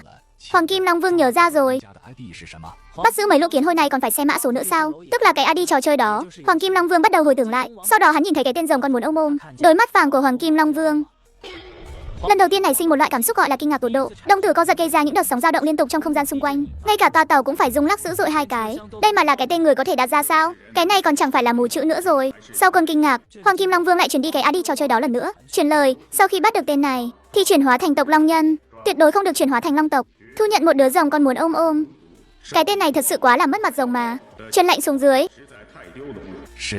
Phong tỏa các toa số chẵn ở tầng 1, bắt giữ nhân vật mục tiêu. Truyền lệnh xuống dưới phong tỏa tất cả toa tàu ở tầng 1, bắt giữ nhân vật mục tiêu. Điều tra xem hắn đã làm những gì, bắt hết tất cả những người liên quan lại để tra hỏi từng người một. Truyền lệnh xuống dưới. Mệnh lệnh truyền xuống từng tầng 1 và mỗi tầng lại càng tăng thêm áp lực. Một giọt nước rơi xuống từ tầng cao, ở tầng thấp nhất của đoàn tàu lạc lối, đã biến thành một trận cuồng phong bão táp. Chợ tự do toa số 3 tầng 1, 16 hòn đảo bay lơ lửng phía trên khu chợ, xếp thành một vòng tròn. Những hòn đảo hùng vĩ này thuộc về các công lược chủ, mỗi một thành viên của tổ công lược đều là quản trị viên của toa tàu tương ứng, là những thực thể huyền thoại đứng trên đỉnh cao. Các quản trị viên vốn dĩ thần long kiến thủ bất kiến vĩ, chỉ khi trò chơi toa tàu có thay đổi, họ mới lộ diện trước bàn dân thiên hạ. Mà hôm nay gần như cùng một lúc, từ mỗi hòn đảo bay ra một tấm bùa phong tỏa, dán ngay tại mỗi cửa ra vào của toa tàu. Cấm lưu thông. Kẻ nào cố ý xông vào hậu của tự chịu. Thông tin này ngay lập tức tạo nên một làn sóng chấn động kinh hoàng ở tầng 1. Vãi trưởng anh em ơi, sao tầng 1 lại phong tỏa đường rồi? Đây là phương thức xử lý có cấp độ cảnh giới cao nhất đấy, cho đến khi vấn đề được giải quyết xong. Nếu không có sự cho phép của công lực chủ, người chơi ở tầng 1 không được phép di chuyển giữa các toa tàu. Kẻ nào xáo phạm sẽ trực tiếp bị đưa vào danh sách đen của công lực chủ, không được phép mua và sử dụng bản công lực thiên hà. Dù có mua thẻ chuộc tội để xóa lệnh truy nã đi chăng nữa, thì danh sách đen vẫn sẽ lưu lại trong hồ sơ cá nhân. Lại sắp có biến rồi. Chỉ là không biết lần này cơn bão bắt nguồn từ đâu đây. Toa số 3. Tô Bạch Diệp bừng tỉnh sau cơn thẫn thờ, không khỏi dùng mình sợ hãi. Kiến thức cấm kỵ thật quá hiểm độc. Cũng may mình có thể dự đoán cái ra đi. Mẩu kiến thức cấm kỵ đó có gì đó không ổn. Hoàng Kim Long Vương để lại kiến thức cấm kỵ chính là để tiễn người ta đi, mà mình đứng ở góc nhìn thứ 3 và chỉ mới nhìn rõ được một phần cực nhỏ của kiến thức cấm kỵ nên mới thoát được một kiếp này. Nói theo một cách khác, khả năng dự đoán cái chết của mình, bản thân nó sẽ giúp mình né tránh cái ra đi. Cho nên mình tuyệt đối sẽ không vì dự đoán cái ra đi mà phải ra đi. Do tính đặc thù của việc dự đoán cái ra đi của Tô Bạch Diệp, cậu đã lách qua khe cửa hẹp của cái ra đi và cũng biết được 2 quy tắc cấm kỵ. Việc dùng điểm để hồi sinh của nhiên là có vấn đề. Ngay khi Tô Bạch Diệp đang hồi tưởng lại kiến thức cấm kỵ đó, đột nhiên cậu giật này mình sực tỉnh, truyền đạt kiến thức cho người khác. Khi nhận điểm tích lũy sẽ có thông báo. Kẻ đứng sau màn có lẽ đã biết ID của mình rồi. Vậy thật, may mà mình đã dùng thẻ đổi tên. Giống con muốn ôm. Cái tên này đúng là đáng đồng tiền bát gạo nhất tập này luôn. Hơn nữa khi mình dự đoán cái ra đi, cái xác của mình đã biến mất khỏi chỗ cũ trong nháy mắt, biến mất không còn tăm hơi. Đây là chuyện chưa từng xảy ra trước đây. Đối phương đến cả cái xác của mình cũng không tha sao? Xem ra cái ID rồng con muốn ôm này đã cực kỳ nguy hiểm rồi. Cứ đợi đến khi cái tên rồng con này hết hạn mới nên lộ mặt thì hơn. Nghĩ đến đây, Tô Bạch Diệp không chút do dự, quay người đi về phía trò chơi toa số 3, quay lại toa tàu. Tô Bạch Diệp đến trước cửa trò chơi toa tàu, đẩy cửa bước vào. Vừa vào đến nơi, Linh Anh trợ lý vốn bị Tô Bạch Diệp chặn tiếng, lại hiện lên lơ lửng giữa không trung, nói bằng giọng uể oải: "Chào mừng ngài đến với trò chơi toa số 3. Bây giờ tôi sẽ giới thiệu quy tắc trò chơi cho ngài, nhưng phiên bản này chỉ có thể giới thiệu những quy tắc trò chơi cơ bản nhất thôi, không có bất kỳ bản công lược hay gợi ý nào cả. Đối với việc vượt ải của ngài thì coi như là chẳng giúp ích được gì, đảm bảo sẽ khiến ngài làm việc tốn công vô ích luôn." Nói xong, Linh Anh chớp mắt, nhìn Tô Bạch Diệp với ánh mắt đầy mong đợi. "Chủ nhân thật sự không cần nhắc việc nạp thêm điểm sao?" Tô Bạch Diệp lắc đầu. "Ở bên ngoài, bạn bè đều gọi tôi là tổng giáo đầu 80 vạn cấm quân cầm gậy. Cô có biết tại sao không? Cô có biết tại sao không? Cô có biết tại sao không?" Linh Anh trợ lý ngơ ngác lắc đầu không biết. Tô Bạch Diệp đang chuẩn bị chạy, tại hạ Lâm Sung, không họ Vương cũng chẳng họ Tô. Lại tốn công vô ích rồi. Tôi gọi là Lâm Sung, gọi tôi là giáo đầu được rồi. Giáo đầu quân bá, 8 điểm một bàn dùng thử nhập môn nhé. Linh Anh trợ lý còn định giới thiệu gói combo, nhưng bị Tô Bạch Diệp phớt lờ thẳng thừng, chỉ đành ngoe ải giới thiệu trò chơi. Trò chơi ở toa số 3 gọi là trò chơi cực đá, tên khác là quái vật và kho báu. Trong giới người chơi còn gọi là một đao nghèo một đao giàu. Cách chơi rất đơn giản, chính là cực đá, chọn đá rồi cắt ra. Chỉ là bên trong đá không có phỉ thúy, mà chỉ có quái vật và kho báu. Cắt ra kho báu thì nó thuộc về cậu. Nếu cắt ra quái vật thì hoặc là xử lý quái vật, hoặc là bị quái vật tiễn đi. Trong lúc chơi mà ra đi là thất bại vượt ải. Có được một món kho báu hoàn chỉnh là có thể qua màn. Để khởi động trò chơi cần 200 điểm tích lũy. Sau khi thanh toán điểm sẽ chính thức bắt đầu. Nghe xong quy tắc, Tô Bạch Diệp sảng khoái thanh toán 200 điểm. Cảnh tượng xung quanh cậu lập tức thay đổi. Trò chơi toa số 3 đang được tải. Trò chơi của toa tàu thần thánh bắt đầu. Mở mắt ra lần nữa, Tô Bạch Diệp đã xuất hiện bên trong một hầm mỏ. Ngay phía trước mặt cậu là mười mấy khối đá lớn nhỏ khác nhau. Một con địa tinh đang ngồi trước quầy hàng, trong góc đặt một chiếc máy cưa điện, chuyên dùng để bổ đá. Thấy Tô Bạch Diệp đi tới, địa tinh lão bản gương mặt da xanh nặn ra một nụ cười bị ổi. "Đá thượng hạng đây, chọn một khối đi, ta có thể giúp cậu cắt nó ra." Tô Bạch Diệp nhìn qua tổng cộng 12 khối đá, cậu động tâm niệm, trong lòng chọn trúng khối có tiềm năng nhất. Khoảnh khắc sau không có gì bất ngờ, linh hồn của Tô Bạch Diệp lại xuất khiếu. Sau khi xuyên vào đoàn tàu lạc lối, tôi đã hiến tế khả năng dự đoán cái hẹo. Thế nhưng nơi này đâu đâu cũng là mấy kẻ chơi bẩn. Lúc này tôi chỉ mới nhìn khối đá một cái mà đã mất đi một mạng. Mà tất cả những điều này chỉ vì tôi đang ở phía bên trái toa số 3, phòng bên phải. Đá ở đây cắt ra không chỉ có kho báu mà còn có quái vật. Thấy tôi đang nhìn chằm chằm khối đá quái vật mà ngẩn người. Để gài bẫy tôi, lão bản lập tức nịnh nọt ánh mắt tốt đấy: "Loại đá này dễ ra hàng tốt nhất đấy, cần ta giúp cậu cắt không?" Tôi đã bị lừa một lần nên không thèm để ý lão, quay đầu nhìn sang những khối đá khác. Vào lần thứ 5 bị quái vật xử lý, trước mắt tôi bỗng hiện lên một thông báo: "Cách hẹo, thất lạc chủ nhân, độ thu thập không 1%, mở khóa kỹ năng tua lại cái hẹo. Khi xem lại đoạn phim dự đoán cái hẹo, có thể tua nhanh hoặc phát chậm, tự do thay đổi góc nhìn, thuận tiện để quan sát chi tiết của mỗi lần ra đi. Thời gian kéo dài đến 15 giây. Ở chiều không gian thứ 10 thời gian là tĩnh lặng." Vậy thật tiến độ các cách hẹo. Mình đã mở khóa được 10 cách hẹo rồi sao? 10 cách hẹo mà chỉ mới là ngày mùng 1 tháng 1 không. Nghĩa là có tối đa 1 vạn cách hẹo. Vạn cách hẹo sao hừ? Thú vị đấy. Trong quá trình thử nghiệm toa lại, cũng giúp Tô Bạch Diệp phát hiện ra, địa tinh lão bản vì muốn giữ lại quái vật ở trạng thái hoàn chỉnh nhất, những tiểu xảo đã làm để tiễn cậu đi. Sau khi thoát khỏi dự đoán cái hẹo, Tô Bạch Diệp lập tức chỉ vào một khối đá có quái vật và nói khối này trong mắt địa tinh lão bản. Thoáng qua một tia mừng rỡ, sợ Tô Bạch Diệp đổi ý, bèn cầm khối đá định đi cắt ngay. "Chờ đã." Cậu nhặt một thỏi phấn trắng từ góc quầy, nghiêm túc vạch một đường lên đá. "Hãy cắt theo đường tôi đã vẽ này." Thấy có khả năng làm tổn thương quái vật, địa tinh lão bản có chút hoảng loạn. Không được cắt như vậy, nếu bên trong là kho báu sẽ bị cắt hỏng mất. "Để ta cắt giúp cho." Tô Bạch Diệp sa sầm mặt: "Tôi tự cắt." "Nếu ông cứ đòi cắt thì ông tự trả tiền khối đá này đi." Địa tinh lão bản lập tức xịu mặt xuống, đặt khối đá trở lại, còn tiện tay xóa đi một phần đường phấn trắng mà Tô Bạch Diệp đã vẽ. Quả nhiên là vậy. Toàn bộ trò chơi cực đá này, mối nguy lớn nhất chính là lão địa tinh này. Tô Bạch Diệp nhìn quanh một vòng, cuối cùng ánh mắt dừng lại ở chiếc cưa điện trong góc. Ở này cưa điện chính là đồ chơi của người chơi. Thứ được cực vốn dĩ không phải quái vật hay kho báu. Cách chơi thực sự là dùng cưa điện xử lý trực tiếp quái vật trong đá. Sau khi đã quyết định, Tô Bạch Diệp cầm đá đi đến bên máy cưa. Thấy hành động của Tô Bạch Diệp, địa tinh lão bản mặt mày u ám, dùng ngôn ngữ địa tinh chửi rủa. Lại thêm một tên đã xem qua bản công lược, lúc đầu còn giả vờ giống lính mới lắm. "Thời gian là vàng bạc, tên này đang lãng phí thời gian của ta, chẳng khác nào đang ăn trộm tài sản của ta." Lưới cưa xoay cực nhanh hạ xuống, con quái vật bên trong giãy giụa rồi bị chẻ làm đôi. Sau khi đã nắm rõ quy luật, Tô Bạch Diệp làm theo cách cũ, liên tục cưa thêm 8 khối nữa. Khốn khiếp, còn 3 khối nữa là cậu ta cưa xong hết đá rồi. Trước khi bắt đầu khối đá thứ 10, Tô Bạch Diệp bỗng dừng lại. Vừa rồi kỹ năng vạn cách hẹo của cậu khởi động, máy cưa đang chạy được một nửa thì lưới cưa bị kẹt, con quái vật trong đá không ngừng giãy giụa, cuối cùng phá đá trôi ra. Trước khi bay màu đã kịp xử lý Tô Bạch Diệp, máy cưa vậy mà cũng hỏng hóc giữa chừng. Hóa ra 200 điểm trả để mở toa số 3 không phải là cái giá để mua đá, mà là chi phí cho lưới cưa. Nhưng Tô Bạch Diệp đã định thần lại, không khởi động máy cưa mà quay sang nhìn địa tinh lão bản. "Thay một lưỡi cưa mới đi, loại sắc bén và có độ bền cao ấy. Chết tiệt, bản công lược hoàn hảo." Tên này chắc chắn đã có được bản công lược hoàn hảo, xem chừng Vị rồng con này là nhắm đến nhiệm vụ khiêu chiến rồi, bởi vì cần phải xử lý toàn bộ 10 con quái vật mới có tư cách mở nhiệm vụ khiêu chiến. Nghĩ đến đây, lão địa tinh tức tối nói. Lưới cưa 200 điểm. Sau khi Tô Bạch Diệp thanh toán điểm, lưới cưa của máy cưa phục hồi thần kỳ, cậu khởi động máy cưa lần nữa, xử lý con quái vật cuối cùng. Thấy Tô Bạch Diệp cầm lấy 2 khối đá kho báu, địa tinh lão bản xót xa nhắc nhở. Cẩn thận chút, cắt hỏng kho báu bên trong thì phí lắm. Lão là địa tinh, không chịu được bất kỳ sự lãng phí nào. Dù đang ở thế đối đầu với Tô Bạch Diệp, cũng sẽ tốt bụng nhắc nhở một câu. Tô Bạch Diệp nghe xong, không dùng máy cưa nữa, mà cầm lấy những công cụ bên quầy hàng đục đục gõ gõ vào đá. Chẳng mấy chốc lát vỏ ngoài cùng bong ra. 2 món đạo cụ lần lượt hiện ra trước mặt cậu. Tại tầng 1, phẩm cấp đạo cụ được chia đơn giản thành thanh đồng, bạch ngân, hoàng kim, kim cương truyền thuyết. Hơn nữa, đa số đạo cụ phẩm cấp thấp đều bị giới hạn tầng. Nhưng lần này Tô Bạch Diệp gặp may, ngay lần đầu đã ra một món phẩm cấp bạc, bàn tay bạc phẩm cấp bạc, có thể biến bất kỳ đạo cụ nào thành phẩm cấp bạc. Duy trì trong 30 phút. Thời gian hồi chiêu là 2 tiếng, chỉ có hiệu lực tại tầng 1. Gậy đập lén phẩm cấp đồng có thể nâng cấp. Cây gậy vạn năng đặc biệt thích hợp để đập lén. Sau khi đập trúng gáy có xác suất nhất định gây choáng. Hiệu ứng hôn mê. Điều kiện nâng cấp đập lén 10 lần. Có được 2 món đạo cụ, Tô Bạch Diệp như hổ mọc thêm cánh, thực lại tăng thêm một phần. Ngay lúc Tô Bạch Diệp đang xem xét đạo cụ mới, địa tinh lão bản cũng không để tay chân rảnh rỗi, lão lôi ra một đống hũ từ sau lưng. Sau khi bày xong 9 cái hũ, lão nhìn Tô Bạch Diệp, cực đá chỉ là trò trẻ con thôi, có dám chơi trò gì kích thích hơn không? Địa tinh lão bản vỗ vào cái hũ dõng dạc nói hũ đầu người. Đầu của kẻ thua cuộc sẽ bị phong ấn vào trong hũ. Cậu phải suy nghĩ cho kỹ đấy, cái hũ này sẽ nuốt chửng đầu người vào trong đó đấy.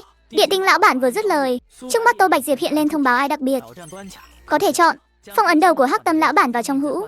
Tô Bạch Diệp không do dự nhiều, chọn chấp nhận nhiệm vụ khiêu chiến. Nhiệm vụ khiêu chiến ta số 1 cho mình 1.000 điểm.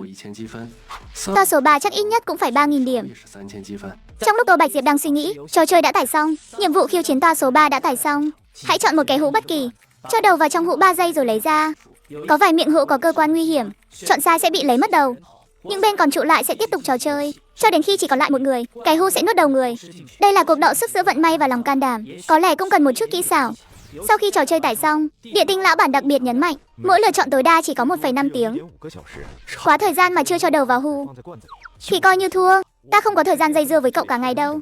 Nếu tôi chọn trước một lượt, liệu có thể đợi thời gian của 2 cái hũ, tức là sau 3 tiếng đồng hồ, rồi mới chọn cái hũ thứ 2 cho lượt tiếp theo không? Cậu còn muốn sống sót sao? Có vẻ hơi coi thường trò chơi này rồi đấy. Nhưng thời gian sau mỗi lần chọn hũ của thực sẽ cộng dồn, mỗi người đều được tính giờ riêng biệt. Nói xong lão địa tính thúc giục ai trước đây. Để tôi trước cho mê mơ. Sao không giống với bản công lược hoàn hảo mình biết nhỉ? Trong bản công lược đó, điểm đáng giá nhất chính là để ta đi trước. Người chơi có thể chọn cùng một cái hũ giống ta, như vậy sẽ tăng mạnh tỷ lệ sống sót. Thế nhưng tên lính mới trước mắt lại không đi theo lẽ thường, lại muốn chủ động tiến lên. Thú vị đấy, tổ công lược cũng không ngờ tới chứ gì. Bản công lược hoàn hảo mà họ tạo ra, có một ngày lại bị ta áp dụng lên người chơi. Mình đúng là một thiên tài. Ánh mắt Tô Bạch Diệp lần lượt quét qua 9 cái hũ đặt trên mặt đất, tổng cộng linh hồn đã xuất khiếu 5 lần, nghĩa là trong đó có 5 cái hũ có thể xử lý Tô Bạch Diệp. 20 cách hẹo. Độ thu thập không 2%. Thời gian dự đoán tăng 5 giây, vạn cách hẹo mạnh hơn rồi. Tô Bạch Diệp sử dụng tính năng tua lại cái chết, xác nhận lại quá trình ra đi của mình. Sau khi Tô Bạch Diệp cho đầu vào, ở miệng hũ sẽ hiện ra lưỡi đồ chơi từ hư không, thanh sắt, thậm chí còn có cả tơ nhện ăn mòn. Tô Bạch Diệp nhìn vào cái hũ, hồi tưởng lại đủ mọi kiểu hẹo. Trò chơi này thực sự cần một chút lòng dũng cảm. Ngay lúc Tô Bạch Diệp đang hồi tưởng, địa tinh lão bản mất kiên nhẫn nói, nhóc con, chọn xong chưa? Làm sao tôi biết được? Khi tôi cho đầu vào, liệu ông có thừa cơ tấn công tôi không? Nếu có thể tấn công cậu trực tiếp, cậu tưởng cậu có thể sống được đến giờ à? Tô Bạch Diệp lắc đầu, lại hỏi trong tình huống nào thì ông có thể tấn công tôi? Địa tinh lão bản im lặng không nói, không trả lời câu hỏi này. Được, đều là giới thiệu quy tắc đúng không? Chào tiểu mễ. Gì vậy, ta đang ngủ mà. Linh Anh ngậm cây kẹo mút, vẻ mặt đầy sự khó chịu. Nhưng khi cô nhìn rõ mấy cái hũ dưới đất, thì bỗng nhiên đứng nghiêm chỉnh trước mặt Tô Bạch Diệp. Giáo đầu xin hãy ra lệnh cho ta. Cô thay đổi thái độ như vậy là vì một khi nhiệm vụ khiêu chiến thành công, Linh Anh trợ lý cũng được hưởng lợi. Quy tắc của nhiệm vụ khiêu chiến, cô biết bao nhiêu quy tắc về nó. Linh Anh trợ lý ban đầu không hiểu, sau đó đùng đùng nổi giận nhìn lão địa tinh. Tên này ông định phản bội đoàn tàu lạc lối à? Quy tắc quan trọng thế này mà cũng không giới thiệu, ta nhất định phải khiếu nại ông lên các cơ quan liên quan. Bây giờ ông bỏ bớt một cái hũ đi, có lẽ ta sẽ tha thứ cho ông. Địa tinh lão bản xoay hai tay ra, ta đã nói cho cậu ta biết quy tắc rồi, cậu ta không tin thì ta biết làm sao. Vậy chắc chắn là do ông giải thích không rõ ràng. Chuyện này chưa xong đâu, cứ cho bị khiếu nại đi, ta sẽ kiện lên tận tầng 2. Giáo đầu, ngài có chỗ nào chưa hiểu về quy tắc không? Có gì ta giúp được ngài thì cứ việc sai bảo lão. Liệu lão có thể gây sát thương cho tôi không? Chuyện đó tuyệt đối không thể xảy ra. 3 toa đầu tiên đều là ải dành cho lính mới, ngoại trừ trò chơi có thể khiến ngài bị thương, thì nhân viên thuộc đoàn tàu không thể làm hại ngài. Vậy lão có thể cầm hũ đầu người úp lên đầu tôi không? Cái này cũng không được, cái hũ đó mà nhấc lên thì chỉ có thể úp vào đầu lão thôi. Xem ra giáo đầu không chỉ là kẻ nghèo kiết xác, mà còn là một tên nghèo hèn tâm địa xấu xa. Thay đổi chút cũng tốt, người tử tế ai mà sống nổi trên đoàn tàu lạc lối chứ. Vậy tôi có thể tấn công lão không vãi thật? Giáo đầu à, mấy trò đùa mất mặt này chúng ta nên bớt lại. Cường độ cơ thể của ngài còn chưa vào hạng, cường độ tinh thần nhất phẩm nhị giai, ngài lấy cái gì mà đánh lão chứ? Xác định hành 6 tấn công không phạm quy, Tô Bạch Diệp lại hỏi thêm mấy câu kỳ quái. Linh Anh trợ lý lần lượt giải đáp cuối cùng. Nhìn cái hũ gốm trước mắt, Tô Bạch Diệp đưa tay ra, khoảnh khắc hai tay nắm lấy cái hũ, có một luồng sức mạnh tinh thần thúc giục Tô Bạch Diệp đội cái hũ lên đầu. Cậu cố gắng kháng cự, bắt hiệu quả rất yếu ớt. Cuối cùng cái hũ cũng úp xuống đỉnh đầu. 3 giây sau Tô Bạch Diệp nhấc hũ ra đặt xuống đất. Đầu vẫn còn trên cổ, không hề có bất kỳ sự cố nào. Địa tinh lão bản cười hi hi đi tới vui không? Đến lượt ta rồi vừa nói. Lão vừa cầm lấy cái hũ đầu người mà Tô Bạch Diệp vừa thử, đội lên đầu mình. Tên này vậy mà lại đập nát cái hũ. Tô Bạch Diệp xách gậy đập lén chỉ vào những cái hũ còn lại. Chưa tới 3 giây, ông chọn tiếp đi. Sau khi xuyên vào đoàn tàu lạc lối tôi đã thức tỉnh niềm vui cái hẹo. Thế nhưng nơi này đâu đâu cũng là mấy kẻ chơi bẩn. Lúc này để không bị tên NPC gài bẫy, tôi đập nát hũ của lão luôn. Địa tinh lão bản hít sâu một hơi, nhìn vào những cái hũ còn lại. Trong 7 cái hũ còn lại có 4 cái là hàng nguy hiểm. Mình không được chọn sai. Hơn nữa nếu chất liệu của hũ quá mỏng manh thì cũng không thể chọn. Đến lúc đó cậu ta lại bồi thêm một gậy dạy dỗ thì cái hũ an toàn cũng không giữ được. Nhìn lão địa tinh đang bận rộn, Tô Bạch Diệp xách gậy đập lén lại nói tiểu mễ. Ở đây thực ra có một điểm mâu thuẫn. Đó chính là sức chiến đấu của người vượt ải. Nếu sức chiến đấu của người vượt ải quá kém, không phá được phòng ngự của lão hắc tâm lão bản này, thì tự nhiên sẽ không có gì nguy hiểm với lão. Nếu thực lực của tôi đủ mạnh, lão làm nát hũ đồng thời không thể xử lý tôi ngay lập tức, thì có thể làm được nếu tôi quá mạnh. Chỉ cần một gậy dạy dỗ là bắt đầu cảnh cáo lão rồi. Thực ra còn một khả năng khác. Làm hỏng hũ tính là cố ý phá hoại của công đoàn tàu lạc lối. Phải đền tiền một cái hũ bằng giá một mạng người đấy. 3 điểm. 3 điểm một cái hũ thì mình cũng không đến mức sót tiền. Chắc địa tinh cũng không sót đâu nhỉ. Địa tinh keo kiệt lắm. Hơn nữa chúng ta với tư cách là quyến thuộc của đoàn tàu, so với người chơi thì hồi sinh cần gấp trăm lần điểm ở phía bên kia. Địa tinh lão bản lựa tới lựa lui, cuối cùng cũng chọn chúng cái hũ, đội lên đầu 1 giây 2 giây 3. Tô Bạch Diệp căn đúng thời cơ, 1 giây 6 nhát. Sau khi liên tục giã 10 gậy, cái hũ cuối cùng không chịu nổi mà vỡ vụn đầy đất. Cút đi. Tên nghèo hèn Tô Bạch Diệp thì xoay xoay cổ tay của mình. Gậy đập lén dùng mạnh quá, có chút không quen. Gậy đập lén phẩm cấp 3 có thể nâng cấp. Điều kiện nâng cấp dạy dỗ 20 lần. Tiến độ hiện tại 12/20. Địa tinh lão bản lại tốn thêm mấy phút mới chọn xong cái hũ tiếp theo, cho đầu vào trong. Lần này Tô Bạch Diệp không dùng gậy dạy dỗ, nhưng sau 3 giây, ở miệng hũ mọc ra 2 thanh sắt. Thanh sắt đâm vào cổ lão địa tinh, nhưng lại phát ra tiếng ma sát chói tai, không thể tiến lão đi được. Vãi thật. Thế này mà cũng không bay màu. Địa tinh lão bản hai tay nắm chặt thanh sắt, định dùng sức mạnh cơ bắp lôi đầu ra ngoài. Tô Bạch Diệp không nói hai lời, lại quất thêm một gậy vào cái hũ. Gậy đập lén qua nhiều lần va chạm đã nâng cấp lên phẩm cấp vàng.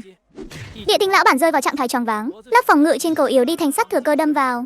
Cơn đau dữ dội khiến lão địa tinh đang hôn mê bừng tỉnh, lập tức nổi trận lôi đình.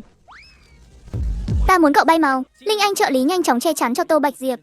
Giáo đầu đừng sợ, xử lý ngài thì có ích gì chứ? Xử lý ngài xong thì ngài vẫn hồi sinh như thường, có 37 điểm thôi mà. Lão mà bị phạt là phải nộp gấp trăm lần đấy. Tin ta đi, lão địa tinh là kẻ tham tiền nhất rồi. Dù có xử lý ngài, lão cũng không nỡ lãng phí 370 điểm lên người ngài đâu. Dù sao thì lão bản trong trò chơi này có ưu thế tuyệt đối. Dù cho có chọn sai hũ, lão vẫn có thể sống sót, mà chờ đến lúc tất cả hũ an toàn bị đập nát, đó chính là lúc mình ra đi. Tô Bạch Diệp không lãng phí thời gian, cầm lấy cái hũ gốm đội lên đầu. Chưa đợi đến giây thứ 3, tay của địa tinh lão bản đã chụp lấy miệng hũ, bẻ đôi cái hũ gốm ngay lập tức. Địa tinh lão bản đã làm được việc vừa không làm hại Tô Bạch Diệp, mà vừa phá hủy được cái hũ. Tên nghèo hèn, cậu tưởng chiêu này chỉ mình cậu biết thôi à? Xong rồi. Địa tinh lão bản đã phá hủy một cái hũ đầu người và một cái hũ an toàn, còn lại 5 cái hũ, 4 cái hũ đầu người và một cái an toàn. Nếu chọn trúng hũ đầu người, giáo đầu chắc chắn sẽ bay màu. Khi một con địa tinh coi tiền như mạng sống, mà đến cả tiền cũng sẵn lòng chi ra, thì trong phụ bản lão gần như là vô địch rồi. Linh Anh trợ lý hạ quyết tâm, bay đến bên tai Tô Bạch Diệp thì thầm: giáo đầu, hay là đầu hàng đi, thua một nửa thôi. Lựa chọn này không nằm trong kế hoạch của tôi. Nghe thấy cuộc trao đổi của hai người, địa tinh lão bản cười khẩy. Tên nghèo hèn, chắc là cậu chưa mua bản công lược hoàn hảo rồi, thú vị đấy. Cậu đã đi một con đường khác biệt. Bắt vô dụng thôi, có tiết lộ trước nội dung cho cậu một chút cũng chẳng sao. Phải dùng 2 cái hũ đầu người mới có thể xử lý được ta. Thế nên cách làm trong bản công lược hoàn hảo rất đơn giản. Để ta chọn trước, nếu ta chọn trúng hũ an toàn, người chơi cứ việc chọn theo ta là được. Đến lúc ta chọn lại chính cái hũ an toàn đó, người chơi sẽ đập vỡ cái hũ an toàn đó đi. Nếu ta chọn trúng hũ đầu người, thì đến lượt người chơi đánh cược vận may. Cậu ta cực thắng thì sẽ đập nát hũ an toàn, rồi lại để ta đi chọn, cho đến khi ta chọn trúng cái hũ đầu người thứ hai. Thế nhưng nếu gặp phải mấy tên nghèo hèn làm ta bực mình, sau khi chọc giận ta cũng sẽ chủ động phá hủy cái hũ. Cậu đoán xem bản công lược hoàn hảo sẽ làm thế nào? Ta số 2 là Phương Lâm, một trong 5 ông trùm, giờ thì đổi thành địa tinh lão bản ông trùm khác. Thứ họ muốn, các người thích tiết lộ nội dung đến vậy sao? Ai ai cũng nắm trong tay bản quyền kiến thức. Chỉ Tôn Đại Vương chỉ muốn nhắm thẳng vào ví tiền của tôi. Đội hũ an toàn chạy thục mạng trong 3 giây. Chỉ cần chạy đủ nhanh, tôi không đập vỡ hũ an toàn, thì người chơi lượt này sẽ an toàn thôi. Phòng ngự phần thân trên có lẽ hơi yếu, chỗ này phải để tôi ra tay mới được, nhưng phần thân dưới nhất định phải mạnh. hai chân như có gió cuốn, chạy về phía chiến thắng. Cậu cứ việc thử xem, đôi chân của cậu có lợi hại như cái mồm của cậu không? Một trợ lý đã định thần lại, hạ thấp giọng nói giáo đầu. Đừng tin lão cách này có vấn đề đấy. Tôi chỉ đơn giản là không tin vào mấy loại sinh vật như địa tinh thôi. Không cần dọn món đâu, bản công lực hoàn hảo của đại lão, nếu tôi dùng sẽ bị truy nã đấy. Giống con là tôi chỉ muốn tiễn ngài bay màu thôi. Trên đường bỏ chạy lão bản địa tinh còn định nói gì đó, nhưng lại bị Tô Bạch Diệp ngắt lời. Đừng chơi trò lật lọng này nữa. Cô cá cược này đến giờ thực ra đã rất đơn giản rồi. Điểm cốt lõi chỉ có một, người chơi có thể đoán được cái hũ có an toàn hay không. Nói rồi Tô Bạch Diệp tiến lên phía trước, chọn lấy một cái hũ rồi đội lên đầu. Nếu cái hũ này giúp người ta giành chiến thắng thì tôi thắng, nhưng nếu đây là cái hũ an toàn cuối cùng thì hắn thắng. Xét về mặt xác suất mà nói, hắn chỉ có 20% cơ hội thắng thôi. 1 giây, 2 giây. Vào giây cuối cùng, địa tinh lão bản vẫn rất hung hăng, phá hủy hoàn toàn cái hũ không hề thay đổi. Thật đáng tiếc đây là một cái hũ đầu người. Quả nhiên lão bản địa tinh này không phân biệt được độ an toàn của cái hũ nữa rồi. Trong vòng chơi đầu tiên, sau khi lão bản địa tinh chọn trúng 2 hũ an toàn, lần thứ 3 tôi đã chọn nhầm hũ đầu người. Địa tinh lão bản nhìn vào cái hũ đầu người đã bị phá hủy dưới đất, lòng đau như cắt, lỗ mất 300 điểm tích lũy, còn dâng cả chiến thắng đã nắm chắc cho đối phương. Cứ đà này tôi sẽ biến thành kẻ nghèo kiết xác mất thôi. Còn lại 4 cái hũ, 3 cái đầu người, 1 cái an toàn. Đối với những người khác mà nói, đây là một cuộc đấu trí đầy gian nan. Với tôi thì đơn giản hơn nhiều, trực tiếp dùng chiêu vạn tử pháp kỳ thủ, chỉ cần trong lòng xác định được quẻ đầu người là có thể đoán được địa tinh lão bản có ra tay hay không. Thích tiết lộ nội dung cho tôi đúng không? Vậy thì tiết lộ thêm chút nữa đi. Tô Bạch Diệp đi tới trước cái hũ tiếp theo, nhìn về phía địa tinh lão bản. Ông thua trò chơi này chỉ có một nguyên nhân thôi, trong việc giám định cái hũ ông không bằng tôi. Vừa nói, Tô Bạch Diệp vừa giơ cái hũ lên. Tôi chơi với ông một ván nữa, cực bằng cả mạng sống của tôi đây. Đến đây đoán xem nào, cái hũ này là hũ đầu người hay hũ an toàn? Xác suất là ngày mồng 1 tháng 4, vẫn là lựa chọn cũ. Chỉ có điều lần này tỷ lệ thắng của tôi đã giảm xuống. Mỗi khi bớt đi một cái hũ, tỷ lệ thắng của tôi lại thấp đi một chút. Đến cái hũ thứ 3, địa tinh lão bản lại không nhịn được nữa, đã phá hủy cái hũ. Khốn kiếp, giờ chỉ còn lại đúng 3 cái hũ. Giáo đầu, nếu lao ta phá sạch toàn bộ hũ thì sao? Nếu vậy thì chỉ có vài khả năng thôi, hoặc là trò chơi bắt đầu lại từ đầu, chúng ta làm lại những gì đã làm từ nãy, hoặc là tính tôi thắng, hoàn thành nhiệm vụ khiêu chiến. Lão ta cũng chẳng muốn chấp nhận đâu. Tại sao không thể là tôi thắng chứ? Nếu phá hủy toàn bộ hũ mà ông có thể thắng thì ngay từ đầu ông đã làm thế rồi. Địa tinh lão bản rơi vào im lặng. Tô Bạch Diệp lại dùng chiêu cũ, đội hũ đầu người lên đầu mình, rồi địa tinh lão bản lại phá hủy cái hũ đó. Chỉ còn lại 2 cái hũ. Cái hũ tiếp theo sẽ phân định thắng thua đây. Những gì tôi nói lúc này chỉ là tung hỏa mù thôi, dùng để đánh lạc hướng đối phương đấy. Tôi có thể đi đến bước này là nhờ dùng bác cả đấy. Nhưng mà tại sao địa tinh lão bản lại liên tục chọn phá hủy cái hũ chứ? Tô Bạch Diệp đang suy nghĩ bỗng nảy ra một khả năng, đột nhiên lên tiếng. Tiểu mẹ cô biết không, đoàn tàu lạc lối có trứng sạch sẽ đấy.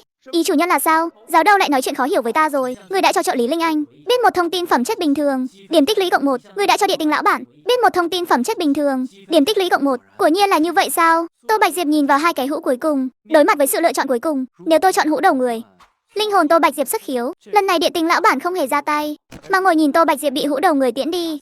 Cho nên thực ra địa tinh lão bản đã giám định được cái hũ này chắc chắn là hũ đầu người. Lão ta vẫn luôn đợi tôi sập bẫy. Linh hồn Tô Bạch Diệp trở lại vị trí cũ. Cậu ta chọn cái hũ an toàn. 3 giây trôi qua, địa tinh lão bản không có bất kỳ hành động nào. Tô Bạch Diệp bỏ cái hũ xuống, trực tiếp đập nát xuống đất, nhìn thẳng vào địa tinh lão bản. Đến lượt ông chọn rồi. Sau khi xuyên không vào đoàn tàu lạc lối, tôi đã thức tỉnh khả năng dự đoán cái chết. Nhưng ở đây toàn là mấy kẻ thích đâm lén, còn tôi chính là kẻ chuyên trị mấy tên đâm lén đó. Bằng những thao tác thần sầu của mình, tôi không chỉ để cái hũ đầu người cuối cùng lại cho lão bản địa tinh nham hiểm, còn trong lúc lão ta đang dãy giụa, dùng cưa máy để cái đầu của lão ta hoàn toàn ở lại trong cái hũ. Nhưng vì địa tinh lão bản trước khi ra đi đã sợ đến mức mất vệ sinh, kích hoạt trứng sạch sẽ của đoàn tàu nên đã bị dọn dẹp, khiến trò chơi hũ đầu người vẫn chưa kết thúc. Hay nói cách khác, thử thách thực sự mới chỉ bắt đầu.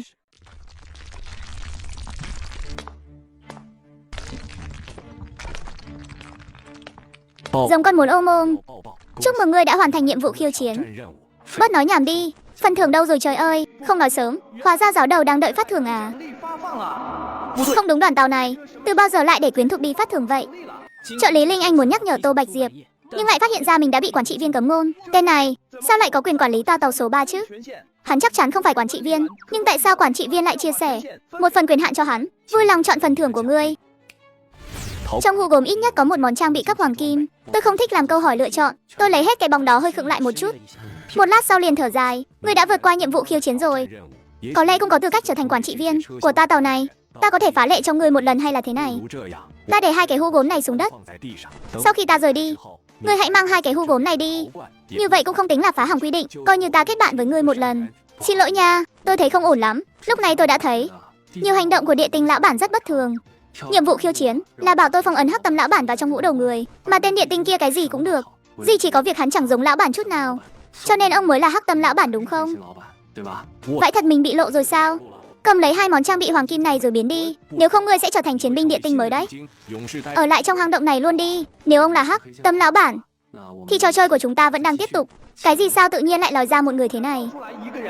Giáo đầu còn chỉ đích danh đối phương là Hắc Tâm lão bản nữa, để kiểm tra xem hắn có phải Hắc Tâm lão bản thật không. Tô Bạch Diệp nhìn người đó, nghiêm túc nói, kiến thức lệnh toa tàu lạc lối có trứng sạch sẽ. Nếu ông đi vệ sinh bừa bãi, sẽ kích hoạt việc làm mới khu vực lân cận, kéo theo cả thi thể cũng sẽ biến mất luôn. Ngươi đã chia sẻ một kiến thức quan trọng, nhưng bản thân không bao giờ tuân thủ cho Hắc Tâm lão bản. Điểm tích lũy +1. Ngươi đã chia sẻ một kiến thức quan trọng, nhưng bản thân không bao giờ tuân thủ cho trợ lý Linh Anh. Điểm tích lũy +1. Rốt cuộc làm sao ngươi nhìn thấu được? Việc này thì có liên quan gì đến trứng sạch sẽ của đoàn tàu chứ? Tại sao nhìn thấu được à? Tất nhiên là do hệ thống không hề thông báo nhiệm vụ đã hoàn thành rồi. Lúc địa tinh lão bản ra đi, lão đã mất kiểm soát vệ sinh. Đoàn tàu lạc lối đã dọn dẹp chỗ này, thi thể đã bị làm mới rồi, cái đầu người trong hố cũng biến mất luôn. Đó cũng là lý do tại sao nhiệm vụ khiêu chiến vẫn chưa hoàn thành, mà tôi phải đứng ở đây khổ sở đợi ông suốt 1 tiếng đồng hồ. Vậy thật thế thân của mình bị bại lộ chỉ vì một bãi nước tiểu sao? Từ khi nhiệm vụ khiêu chiến ở toa số 3 bắt đầu, tôi đã thấy thắc mắc một chuyện. Nhiệm vụ khiêu chiến ở toa số 1 là tỷ lệ ngày mùng 1 tháng 1 ấy, 000 mới có thể qua. Để 1000 người đến chọn, theo lý thuyết chỉ có một người qua được. Xác suất cao là bay màu cả đội, nhưng còn tỷ lệ ở toa số 3 thì sao? Tổng cộng chỉ có 9 cái hũ, tỷ lệ quá cao rồi, trò chơi quá đơn giản, không xứng tầm với trò chơi khiêu chiến. Địa tinh lão bản chọn sai 2 lần là sẽ bay màu. Tỷ lệ của bản công lực hoàn hảo, kết hợp lại có thể giành được hơn 10% cơ hội thắng. Trò chơi cực đá. Nhìn thì có vẻ là tôi cực với đá, thực ra đối thủ của tôi là địa tinh. Còn trò chơi hũ đầu người, nhìn thì có vẻ là tôi cực với địa tinh, thực ra đối thủ thực sự lại là ông. Thắng được địa tinh mới thấy được Hắc Tâm lão bản là ông đây. Sao ngươi biết đằng sau ta không còn ai khác chứ? Thôi bớt nói nhảm đi. Nói với ông nhiều thế này là để kéo dài thời gian thôi. Thời gian đếm ngược của ông chắc sắp hết rồi nhỉ? Đến lượt ông chọn hũ đầu người rồi đấy. Hắc Tâm lão bản mặt mày tối sầm, nhìn chằm chằm vào cái hũ đầu người duy nhất trên sân, im lặng hồi lâu, cuối cùng nhìn về phía Tô Bạch Diệp, bất lực lên tiếng, cái đó cho tôi đầu hàng một nửa được không? Tô Bạch Diệp vung gậy đập lén một cái, nhìn về phía trợ lý Linh Anh rồi tùy tiện nói, câu đố không thường đây, kẻ xấu chắc chắn sẽ không làm việc gì, kẻ xấu chắc chắn sẽ không làm việc thiện. Trả lời đúng rồi, ông chắc chắn sẽ không làm việc thiện đâu, nên đồng ý cho ông đầu hàng. Đối với tôi cũng chẳng phải chuyện tốt lành gì. Hắc Tâm lão bản mặt lạnh tanh, dựa vào cái gì mà tôi phải lên trước? Lúc nãy tên địa tinh đã cho đầu vào rồi đúng không? Phải đến lượt ngươi cho đầu vào mới đúng chứ? Nếu tôi không nhớ nhầm thì trò chơi đã tiến hành đến vòng thứ 3 rồi nhỉ? Cái gọi là trò chơi hũ đầu người này, người chơi từ trước đến nay không phải là 2 người, mà là 3 người. Chỉ có điều ông với tư cách là người thứ 3 Hắc Tâm lão bản vẫn luôn ẩn mình một cách hoàn hảo, để 2 người kia không ngừng lấy hũ đội lên đầu. Cho nên một khi tiến trình trò chơi bị dừng lại, người bị hối thúc không phải là tôi, mà chính là ông Hắc Tâm lão bản đúng không? Hắc Tâm lão bản chưa từng chơi vòng nào. Hắn thực sự chỉ có 1,5 tiếng thời gian chơi game thôi, và giờ đây thời gian sắp cạn kiệt rồi. Tô Bạch Diệp sau 2 vòng chơi, tổng thời gian tích lũy được là 4,5 tiếng, đã tiêu tốn gần 1,5 tiếng rồi, vẫn còn dư 3 tiếng nữa, nghĩa là Tô Bạch Diệp đang dẫn trước Hắc Tâm lão bản gần 2 lần. Thời gian của hũ đầu người, mấy cái trước không tính, đó là ván cờ của ngươi với địa tinh. Ngươi thắng rồi, giờ chúng ta chơi lại từ đầu, giáo đầu ơi. Hắn có một phần quyền quản lý đấy, biết đâu hắn thực sự làm được như thế thật. Tô Bạch Diệp lắc đầu, ông thấy thế nào là việc của ông. Có gì thì đi mà nói với đoàn tàu lạc lối ấy. Nói đi cũng phải nói lại. Giả sử đúng như ông nói chúng ta chơi lại ván mới, thì theo quy trình cũ sẽ có 2 khả năng xảy ra. Trường hợp thứ nhất, ai lên trước là do tôi quyết định. Vì ván với tên địa tinh kia tôi đã thắng rồi, quyền quyết định nằm ở tôi sẽ quyết định để ông lên trước. Trường hợp thứ hai là luân phiên nhau. Vòng trước tôi đã lên trước rồi, vòng này cũng phải đến lượt tôi lên sau chứ. Tổng kết lại là dù trường hợp nào thì cũng là ông trước tôi sau thôi. Nếu ông muốn dùng quyền hạn để chơi lại thì tốt nhất nên nghĩ cho kỹ điều này. Tất nhiên còn có trường hợp thứ 3 nữa. Hắc Tâm lão bản dùng quyền hạn chơi lại, ép tôi lên trước thì tôi chỉ đành dùng gậy đập lén để nói chuyện thôi.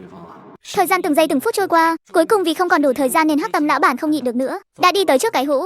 Đợi lên được 3 giây sau thì cơ quan xuất hiện giống y như lúc trước. Bên trong cái hũ phát ra tiếng kêu thảm thiết đầy đau đớn. Hắc Tâm lão bản nén đau, rút cái đầu của mình ra khỏi hũ, nhìn Tô Bạch Diệp bằng ánh mắt lạnh lẽo. Xuyên không vào đoàn tàu lạc lối xong tôi đã thức tỉnh, khả năng dự đoán cái chết. Vậy mà khi tôi đến toa số 3, dùng hết mọi cách mới xử lý xong lão bản địa tinh, vậy mà vẫn còn ai thứ hai. Lúc này Hắc Tâm lão bản vừa bị tôi chơi xỏ một ván, đang nhìn tôi với ánh mắt đầy sát khí. Tôi thì không nghĩ nhiều thế đâu. Có bao giờ ông nghĩ rằng tố chất cơ thể của tôi chỉ có thể tốt hơn tên địa tinh kia không? Hắc Tâm lão bản mạnh thế sao? Vết thương hồi phục nhanh vậy à? Giới hạn của một lần chờ đợi là 1,5 tiếng. Thời gian hiện tại của tôi nhiều hơn hắn 2 cái hũ đầu người, nghĩa là 3 tiếng đồng hồ. Hắn chỉ cần chơi thêm một vòng nữa là có thể vượt qua tôi rồi. Nếu cái hũ không thể tiễn lão đi được thì tôi chỉ còn cách đập nát cái hũ cuối cùng, dùng cách kéo dài thời gian xem có thắng được không vậy. Giới hạn của một lần chờ đợi là 1,5 tiếng. Giống con trước đó đã kéo dài 1,5 tiếng rồi, chỉ cần cho đầu vào hũ đầu người một lần nữa là tôi thắng rồi. Giống con à, ngươi không có cách nào sống sót được trong hũ đầu người đâu. Nghĩ đến đây, trên mặt Hắc Tâm lão bản lại hiện lên nụ cười. Thực ra ngươi không phải người đầu tiên nhìn thấu sự ngụy trang của ta đâu, nhưng những người chơi trước đó đều chọn cầm lấy 2 món trang bị hoàng kim rồi rời đi. Ngươi biết tại sao không? Bởi vì bọn họ đều thông minh hơn người đấy. Thử hỏi trợ lý Linh Anh bên cạnh ngươi mà xem. Ta có quyền quản lý toa tàu số 3 này. Nhiệm vụ khiêu chiến này Là do quản trị viên số 13 sắp xếp cho ta đấy. Ta đang canh giữ một cái hũ đầu người. Cái hũ đầu người này căn bản không phải để cho các ngươi qua ai đâu. Nếu ngươi vượt qua thử thách này thì cái tên bên trong đó sẽ được thả ra đấy. Tô Bạch Diệp thở dài một tiếng. Nếu có thể chọn thì ai mà chẳng muốn dẹp bỏ mấy lời đe dọa vô căn cứ đó chứ. Hắc Tâm lão bản bỗng xoay chuyển thái độ. Cho dù trò chơi có tiếp tục đi chăng nữa, ta cũng sẽ không thua đâu. Ngươi biết tại sao không? Biết chứ, mỗi vòng của trò chơi hũ đầu người dài 1,5 tiếng. Khả năng phục hồi của ông thực sự rất tốt. Nếu tôi không đoán nhầm thì chỉ cần nửa tiếng là ông có thể khôi phục trạng thái về mức an toàn rồi. Theo lý thuyết thì trò chơi này ông có thể chơi mãi không dừng. Ông sẽ không bao giờ bị hũ đầu người tiễn đi đâu. Đây là gian lận mà. Trò chơi này căn bản không thể hoàn thành được. Giáo đầu đi thôi, chúng ta đi khiếu nại thôi. Đừng quên lấy trang bị ở cửa nữa đấy không. Trò chơi này có cách để hoàn thành mà. Cách thắng thực sự chính là khi lão ta thò đầu vào trong cái hũ đó, dùng gậy đập lén dạy dỗ lão ta, rồi dùng cưa máy tiễn cái đầu của lão đi. Không đúng, giờ cái cưa máy của lão địa tinh đã hỏng rồi. Hắc Tâm lão bản vốn dĩ đã nắm chắc phần thắng rồi. Đối với giáo đầu mà nói đây đúng là thế bí rồi còn gì. Giờ thì tôi tin rồi. Đứng sau ông đúng là quản trị viên số 3 thật. Vì với chỉ số thông minh của ông, không thể thiết kế ra một trò chơi hoàn hảo đến vậy được. Tất nhiên trò chơi này cũng có lỗ hổng.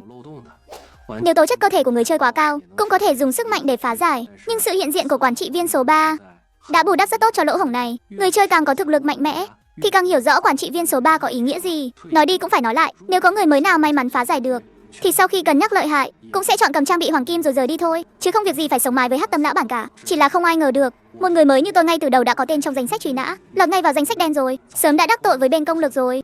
Chỉ có thể nói là giá trị của Phương Lâm vẫn còn đang tăng cao.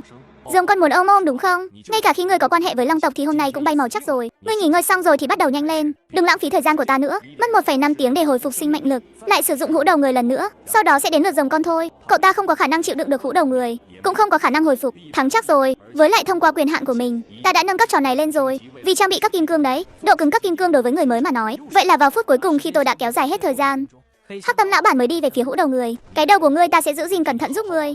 Ta thấy đây sẽ là chiến lợi phẩm mà ta yêu thích nhất. Nói rồi, hắn cầm lấy hũ đầu người chuẩn bị trải qua bóng tối cuối cùng.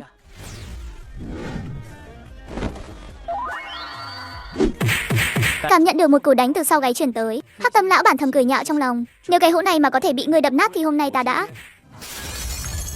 Làm sao có thể chứ? Chuyện này sao có thể xảy ra được? Hắc Tâm lão bản nhìn đống mảnh vụn dưới đất, vẻ mặt ngơ ngác. Sao ngươi có thể đập nát cái hũ này được chứ? Việc này hoàn toàn có thể xảy ra mà. Trợ lý Linh Anh đứng bên cạnh ủng hộ Tô Bạch Diệp. Thao tác của giáo đầu đơn giản lắm, lợi dụng bàn tay bạc biến cái hũ thành trang bị cấp bạch ngân, rồi dùng gậy đập lén phẩm chất hoàng kim để đập nát nó thôi. Đúng thế, đây không phải là sự so tài của các ngươi đâu, mà là sự va chạm của phẩm chất trang bị đấy. Vậy là giờ đây tất cả các hũ đều bị đập nát rồi. Ông Hắc Tâm lão bản ấy, ông hết thời gian rồi. Nghe đến đây, tên Hắc Tâm lão bản vừa nãy còn hống hách, giờ lại quỳ sụp xuống trước mặt Tô Bạch Diệp. Bỏ cuộc đi, ngươi mau bỏ cuộc đi. Trò chơi này không thể qua ai được đâu. Quản trị viên số 3 sẽ không tha cho ngươi đâu. Ngươi muốn gì ta cũng cho ngươi hết. Ta có thể ký khế ước với ngươi mà. Ngươi mau bỏ cuộc đi. Bỏ cuộc đi mà thời gian sắp hết rồi. Bị từ chối, Hắc Tâm lão bản gào thét như điên dại. Ta vẫn còn cơ hội mà. Ta vẫn có thể thắng mà. Đi bê hũ khác đến đây. Đi bê thêm hũ đến đây. Tiếp tục cược với ngươi. Ta vẫn chưa thua đâu. Ta vẫn chưa thua đâu mà. Trợ lý Linh Anh rón rén hỏi. Giáo đầu quá giờ thì có thực sự bị xử thua không vậy? Ta làm sao mà biết được chứ? Dù sao thì người quá giờ cũng không phải là ta. Hình phạt thì lão ta tự gánh thôi. Cứ chờ xem sao đã nào. Thực tế thì cuộc đấu trí đến bước này rồi. Những gì Tô Bạch Diệp có thể làm thì cậu ta đã làm hết rồi. Việc còn lại chỉ có thể là chờ đợi thôi. Tô Bạch Diệp nhìn lão bản Hắc Tâm đang hoảng loạn. Từ phía trên hang động phát ra tiếng thông báo. 6 phạm. Người chơi 6 phạm. Hắc Tâm lão bản đã không hoàn thành trò chơi hũ gốm trong thời gian quy định. Trò chơi thất bại. Hình phạt giáng xuống. Một cái hũ khổng lồ từ trên trời rơi xuống ngay trên đầu Hắc Tâm lão bản, hút hắn vào bên trong đó. Cuối cùng chỉ còn lại một cái hũ đen kịt đang xoay tròn tại chỗ. Đầu của Hắc Tâm lão bản đã bị phong ấn. Nhiệm vụ khiêu chiến hoàn thành. Đang kết toán phần thưởng. Điểm tích lũy cộng 3000. Vật phẩm kim cương ngẫu nhiên đã được gửi vào hộp thư. Thời hạn hiệu lực của thẻ hành khách cộng thêm 3 ngày. Hiện tại có hiệu lực trong 9 ngày. Vui lòng tham gia trò chơi toa tàu trong thời gian hiệu lực. Để hoàn thành việc gia hạn, thẻ hết hạn sẽ bị đoàn tàu lạc lối xóa sổ. Đây là bùn đất, cũng là con đường không có lối về. Chúc quý khách thượng lộ bình an. Cuối cùng cũng kết thúc rồi. Tô Bạch Diệp thở phào nhẹ nhõm một hơi. Nhìn vào nhiệm vụ khiêu chiến, Tô Bạch Diệp lập tức vui mừng khôn xiết. Ngoài 3000 điểm tích lũy ra, còn có một đạo cụ cấp kim cương ngẫu nhiên nữa. Bóng tối không chỉ phong ấn Hắc Tâm lão bản, mà còn khiến hai cái hũ bên cạnh bị ăn mòn theo. Trang bị bên trong đó cũng theo đó mà bị hư hỏng. Trợ lý Linh Anh lao về phía hai cái hũ đó, kèm theo một tiếng kêu thảm thiết. Cuối cùng, trợ lý Linh Anh đã cứu vãn được một món trang bị, đưa tới tay Tô Bạch Diệp. Mũ bảo hiểm vảy rồng cấp hoàng kim đã bị hư hỏng. Phòng ngự đỉnh cao cấp hoàng kim. Sau khi mũ bảo hiểm bị sức mạnh bóng tối ăn mòn, giá trị sử dụng bằng không. Tô Bạch Diệp quan sát hang động một lượt. Sau khi xác định không còn gì bỏ sót thì không hề luyến tiếc gì nữa, quay người rời đi. Bóng tối xung quanh từng chút một xâm chiếm về phía trước. Trong bóng tối phát ra tiếng nứt vỡ của cái hũ. Sự tồn tại bị quản trị viên ta số 3 phong ấn đó đã ra ngoài rồi. Tại nơi ở của quản trị viên đảo bùn số 3, theo như lời ngài dặn, toa số 4 đã được phong tỏa lối đi. Có một số ít người chơi vượt ải đều đã bị ép quay về. Đứng sau Phương Lâm là tổ tiếp viên của toa số 5. Người đã xử lý Phương Lâm là Vương Lạc, hoặc Tô Bạch Diệp là một trong hai người họ. Khả năng cao là Tô Bạch Diệp. Có một thành viên từng nhìn thấy Vương Lạc trong lúc tuần tra. Khẳng định Vương Lạc không có bản lĩnh đó, nhưng không loại trừ việc gã có chiêu trò giấu kín. Kiểu như Tô Bạch Diệp, Vương Lạc, những kẻ có chút tài cán thế này, trên đoàn tàu lạc lối nguyện ước này, lâu lâu vẫn cứ xuất hiện vài tên, không đáng để ngài phải để mắt tới đâu. Tổ trưởng tiếp viên tiếp tục báo cáo, rồng con, muốn ôm. ID này không hề xuất hiện trên thị trường tự do. Toàn bộ đạo cụ đổi tên đều đã bị gỡ bỏ. Bên phía cánh đen cũng có tai mắt của chúng ta. Lô đạo cụ đổi tên mới nhất đều được cài sẵn cửa sau. Có dấu hiệu cho thấy người của công hội tắt lửa đang hoạt động tại toa số 3. Chúng tôi đang tiến hành truy tìm. Giữa màn sương mù, một cái đầu rồng khổng lồ chậm rãi hiện ra. Rồng con, muốn ôm là đối tượng được ưu tiên cao nhất. Hãy điều động toàn bộ nhân lực đến toa số 2. Ngay khi mục tiêu xuất hiện, lập tức đưa đến gặp bản vương, không cần quan tâm toa 4. Cứ giao cho tổ tiếp viên toa 4 và tổ công lực xử lý đi. Rõ, Long Thủ đang định nói thêm điều gì đó, thì một tiếng hũ vỡ giòn tan chợt vang lên. Sắc mặt Long Thủ biến đổi rồi rút lui vào trong sương mù. Đã xảy ra chuyện gì vậy? Kẻ nào dám thả ngươi ra? Kẻ nào to gan vậy? Đi nói với lũ sâu bọ hôi hám đó. Ta đây đến Nguyên Đằng Kiêu Ngạo đã quay lại rồi.